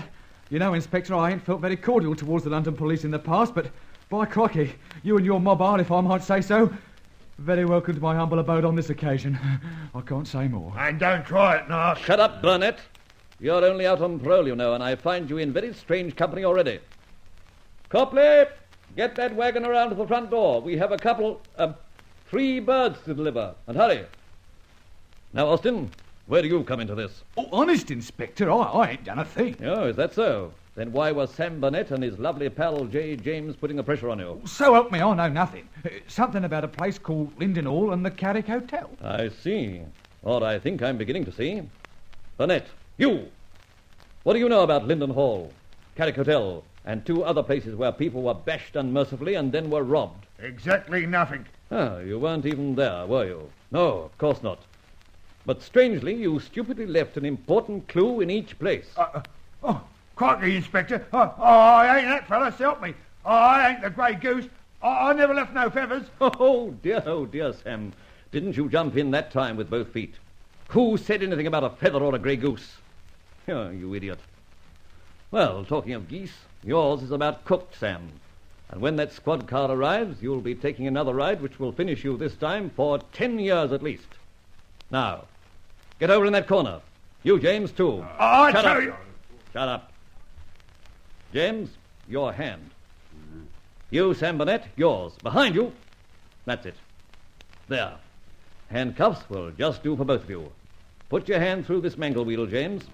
No. Now you, Burnett. No, the other way. That's it. You are one side of Charlie Austin's mangle, Sam, and James is on the other. And if you start anything, you'll have to drag the mangle around with you. Blimey, Inspector or no Inspector, I'll get you for this. Nonsense, Sam. In 10 years, I'll have grown a white beard and you'll not even recognize me. Now, you, Austin, you'll come down to headquarters with these others. And I want the truth, see? Yes, sir, Inspector. All right. Just start walking to the front door. My man up there will look after you. And remember, I'm not a bit satisfied about you. Incidentally, I'm coming up too, and just behind you, so no funny tricks. Okay, Inspector. Watch this one, Copley.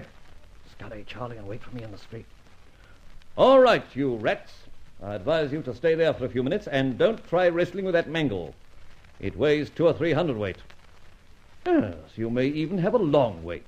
So, seeing that you may be thirsty, here's a glass of water for each of you.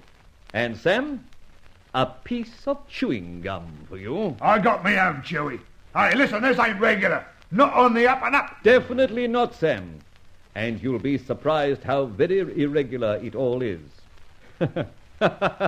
Now stay quiet till I find if the wagon's arrived. They bested me, Mr. X. But how? I left them in your care, tied up. Oh, no, sir. But we left them too near the lamp, see? And that sort of melted that sticky stuff on the tapes, and gradually James must have slid his off. Next thing I knew, he jumped me, knocked me cold, and then I suppose he released Sam Burnett. Well, we can't leave those birds forever chained up to your old mangle. After all, it's your place. My place? Crikey, Mr. Hicks. I'll never be able to go back there again. Not just yet, certainly. But once we get Brother Sam and Maestro James out of the way, you'll be able to reopen for business as usual. At any rate, you'll come back to my place for the rest of the night. By crikey, Mr. Hicks. They swallowed that there Inspector Act of yours all right. Of course they did. They had what is called guilty consciences. And a guilty conscience, as Confucius says, is like an alligator. It will swallow anything. Aha! There's a lady hailing us. A lady? Cripes. Sounded like a motor horn to me. Charlie, I must see more of you. You're by way of being a great humorist. To be precise, Miss Favisham is in a car just up the street and is becoming impatient. So, hence my stalwart.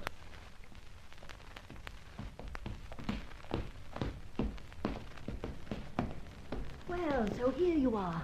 I was just beginning to get impatient and commence Operation Barbara. But of course I waited. Well, as fortune has it, let there be no panic. You remember my little friend, Charlie Austin? Of course I do. How are you? Oh, fine, miss. And thanking you for the kind inquiry. Well, what's on the programme now? Bed, I hope. No, a motor drive. Do you mind? Yes, very much. But I don't think that matters. Where's your own car? A couple of blocks away. I don't want to use it. But first, we go to the flat. And I'm going to have a word or two with Ben Ford. Step on it, driver.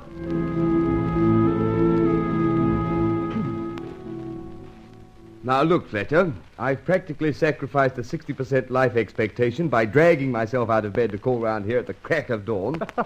And you haven't yet convinced me that I'd not be better off where I was. Well, now you know Charlie Austin. Yes, I've said that, and I know he's an old lag. All forgiven and forgotten, Inspector, I hope. Forgiven, but not forgotten. Oh. Now then, What's all this beating about the bush? I have decided to go in for crime.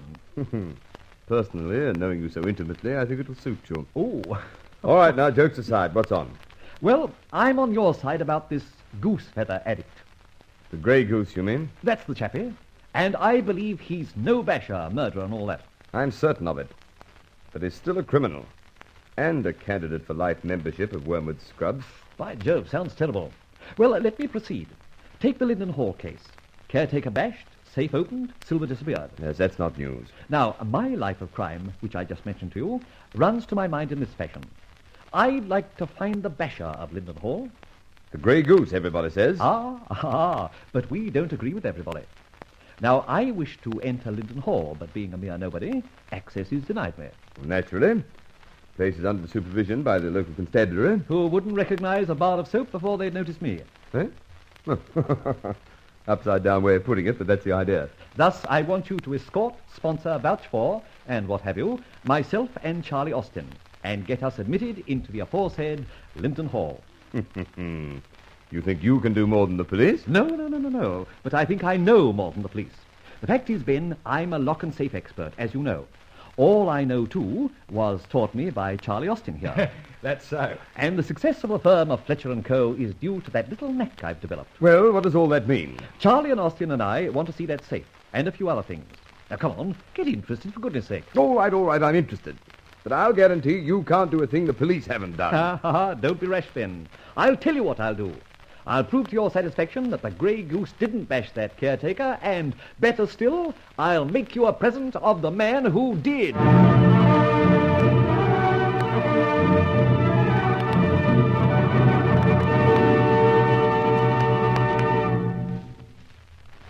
A dangerous challenge, Inspector Ford probably thinks, but we know better, because the next episode will prove the points made by the Grey Goose.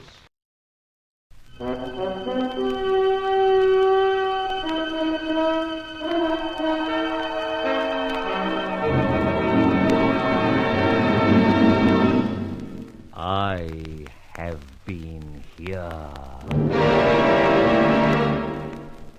The Grey Goose, Adventures of a Modern Robin Hood.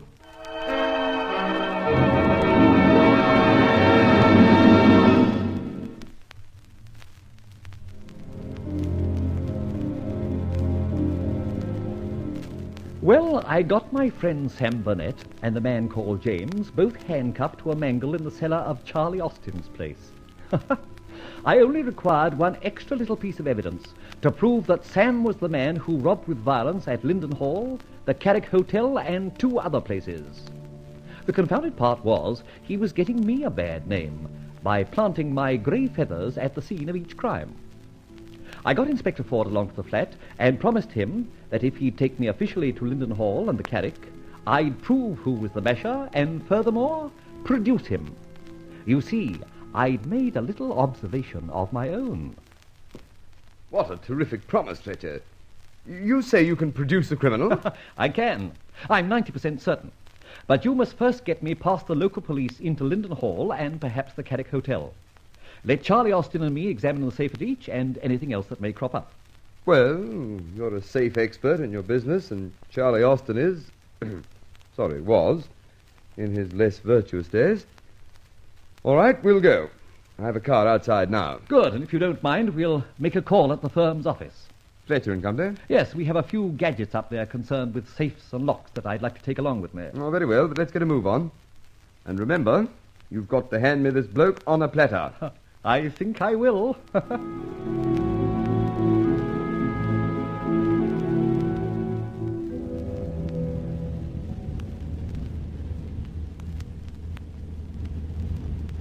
I'm nearly there.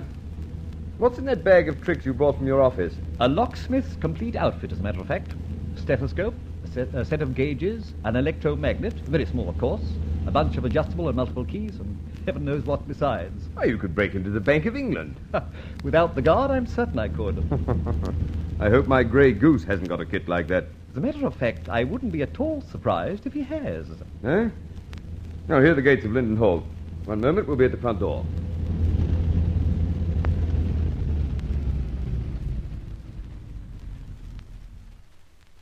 All right, here we are.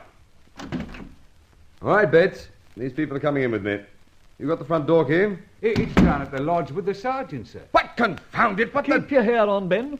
Charlie, see what you can do. Yeah, but... The inspector won't use it in evidence against you, will you, Ben? Eh? Oh, not this time. Oh, blimey. This here lock's 50 years old if a day. I could do it with an hairpin. Now, wait a moment. If I just sort of put this in here like this... And... That's jolly interesting. Wait a moment. Now, that's about it, I think. Now, let's see. Be pleased to enter, gentlemen. If I didn't know this was illegal, Austin, I'd say that was a smart piece of work. Tain't illegal, though. No? Not when you've got a copper with you. All right, let's go. Lead us to the safe where the stuff was stolen. It was mostly small pieces of very valuable antique silver. Priceless collection. Oh, there it is. Ah. Modern, fireproof, complicated dial, 5 rings, no less. In fact, impregnable, one would think. And I see you've left the feather there still. Can I have it? Huh? Oh, well, I suppose you can. The whole setup's been photographed. Thanks. It'll be a souvenir of my very first burglary, committed under the eyes of Scotland Yard itself. Oh, by the way, this is a very good safe indeed. Yes, I thought so. Yes, it's one I designed for the firm myself. Yet our burglar busted it. Exactly. And I'm wondering where to look for a traitor in the firm's workshops. However, I'll deal with that later. In the meantime, we'll open the safe. But it's empty. Maybe so. Have you the combination? Well, yes, of course. Here it is. Yes, this would be it. Righto, Charlie. You operate again.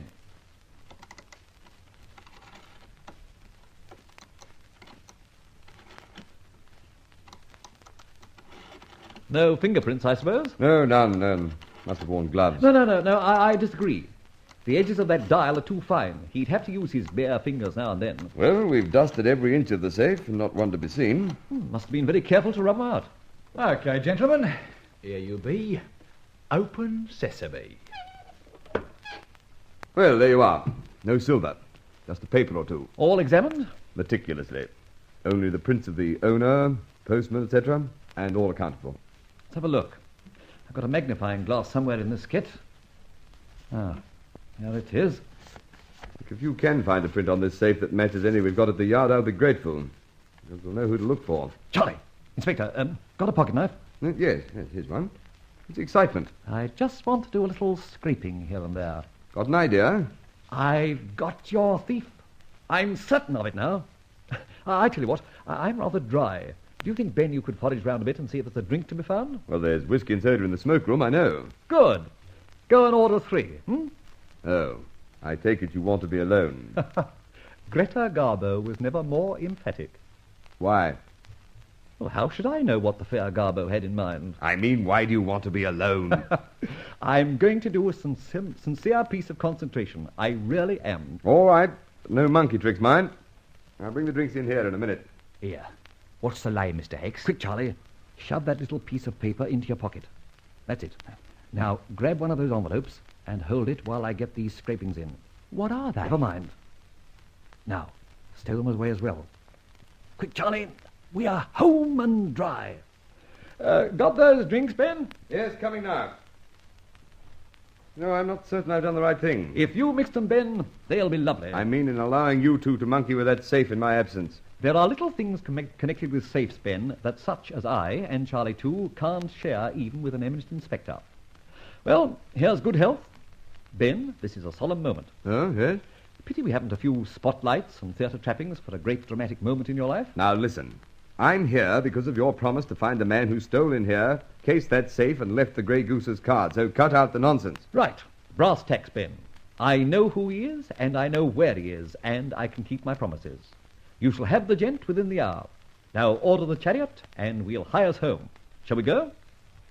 You seem very certain of your ground. I am.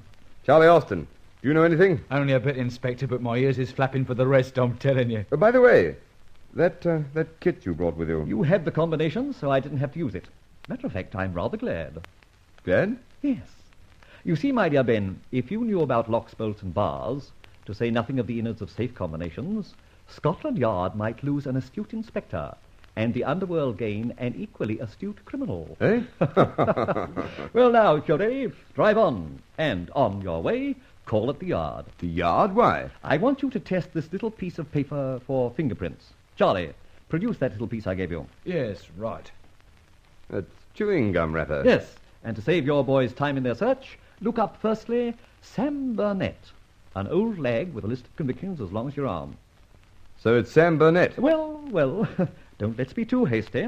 That's only one end. I somehow think you've got the other end in your conjurer's hat. Indeed I have. Well, good luck. Here's to crime.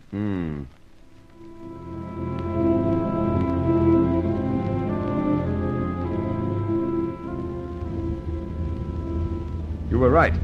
That chewing gum wrapper has got Sam's prints on it. Now, where did you get it? In the safe, overlooked by your boys. What? Haven't you heard that Sam Burnett always chews gum when he's working? By heaven, some of those fingerprint boys will get hot cakes for breakfast. How do you know Sam Burnett chews? I've seen him. Well, here we are at Charlie Austin's place, and here I present you to Sam Burnett and friend. Pull up, will you?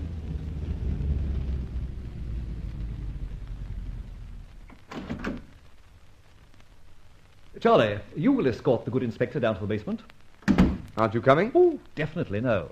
Look, Ben, you can have this bird and its mate, and as a policeman, no harm will come to you. But if I am spotted by these gentry, I shall be a very definite target when Her Majesty's government has done with their services. Yes, all right. Come on, Charlie, lead on. And Fletcher, I just hope your promise comes true. Oh, it will. It most certainly will. All right, on your way. I shall return to the flat. And when you've disposed of our friends, you come too, and I'll have a nice breakfast ready for you. Au revoir. Oh, Ben. Yes? Have a look at a glass on the mangle. I gave it to friend Sam. He was thirsty. You'll find his prints on that, as well as on the chewing gum wrapper from Linden Hall. How's that? Sounds very good to me. See you for breakfast.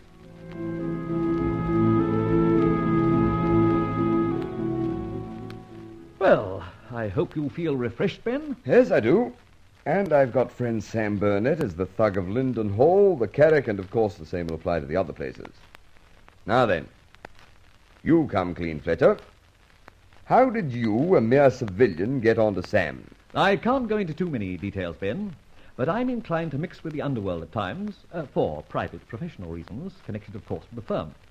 Well, Charlie Austin and I ran into Sam, and as Charlie probably told you, came off at first second best. Later, we won out. And Sam found himself and pal handcuffed to a mangle. Right. Well, then we had a look at Linden Hall. By the way, what were you scraping off the safe? This here, in this envelope. Bits of old chewing gum. I'd earlier seen Sam chewing, and lo and behold, he even parked a bit on the safe. We never even thought of it. Then I found that screwed-up little piece of paper, a chewing gum wrapper. Adding it up, Sam was at Charlie Austin's, where I'd parked him. Sam had been at Linden Hall, and thus I kept my promise. Well, I'll say this for you. You've given me an open and shut case against Sam. He's to go up once more for burglary with violence. Good. Yes, good. But what of the Grey Goose? I haven't got him, or have I? Is Sam the Grey Goose? Oh, no, I can't. No, nor can I. I'd hate to think the Grey Goose was a low thug like that. Incidentally, you promised me that you'd prove that the Grey Goose was not guilty of those violent burglaries. Can you prove it? In doing so, I established the fact that Sam Burnett is not the Grey Goose and vice versa? Of course. Right. Am I right in suspecting that in your chase of the Grey Goose you kept a few souvenirs about you? I have. I've got at least a dozen of his feathers here in my pocket. Good. Produce them, will you? Eh? Well, here you Right. are. Now remember, you allowed me to take away the feather from Linden Hall. Yes, of course. Have you by any chance got the feathers from the Carrick Hotel and the other places? Yes, all three of them. And here's the one from Linden Hall that I brought away. That's 4 feathers we know were planted by the basher, alias Sam Burnett. Compare these 4 with your dozen or so. Well, I don't see much difference. Oh, Ben. Ben, old man, I'll have to try and make a good policeman out of you. Oh, confound you, Fletcher. Look, I've got it. The dozen feathers are clipped off short at the butt. That's right. The 4 are complete quills. Right again, Ben. A little point Sam Burnett overlooked. So did I, confound it. I wonder why the butts are cut like that. That's a question, Ben, I'd like to put to the Grey Goose himself. When you meet him.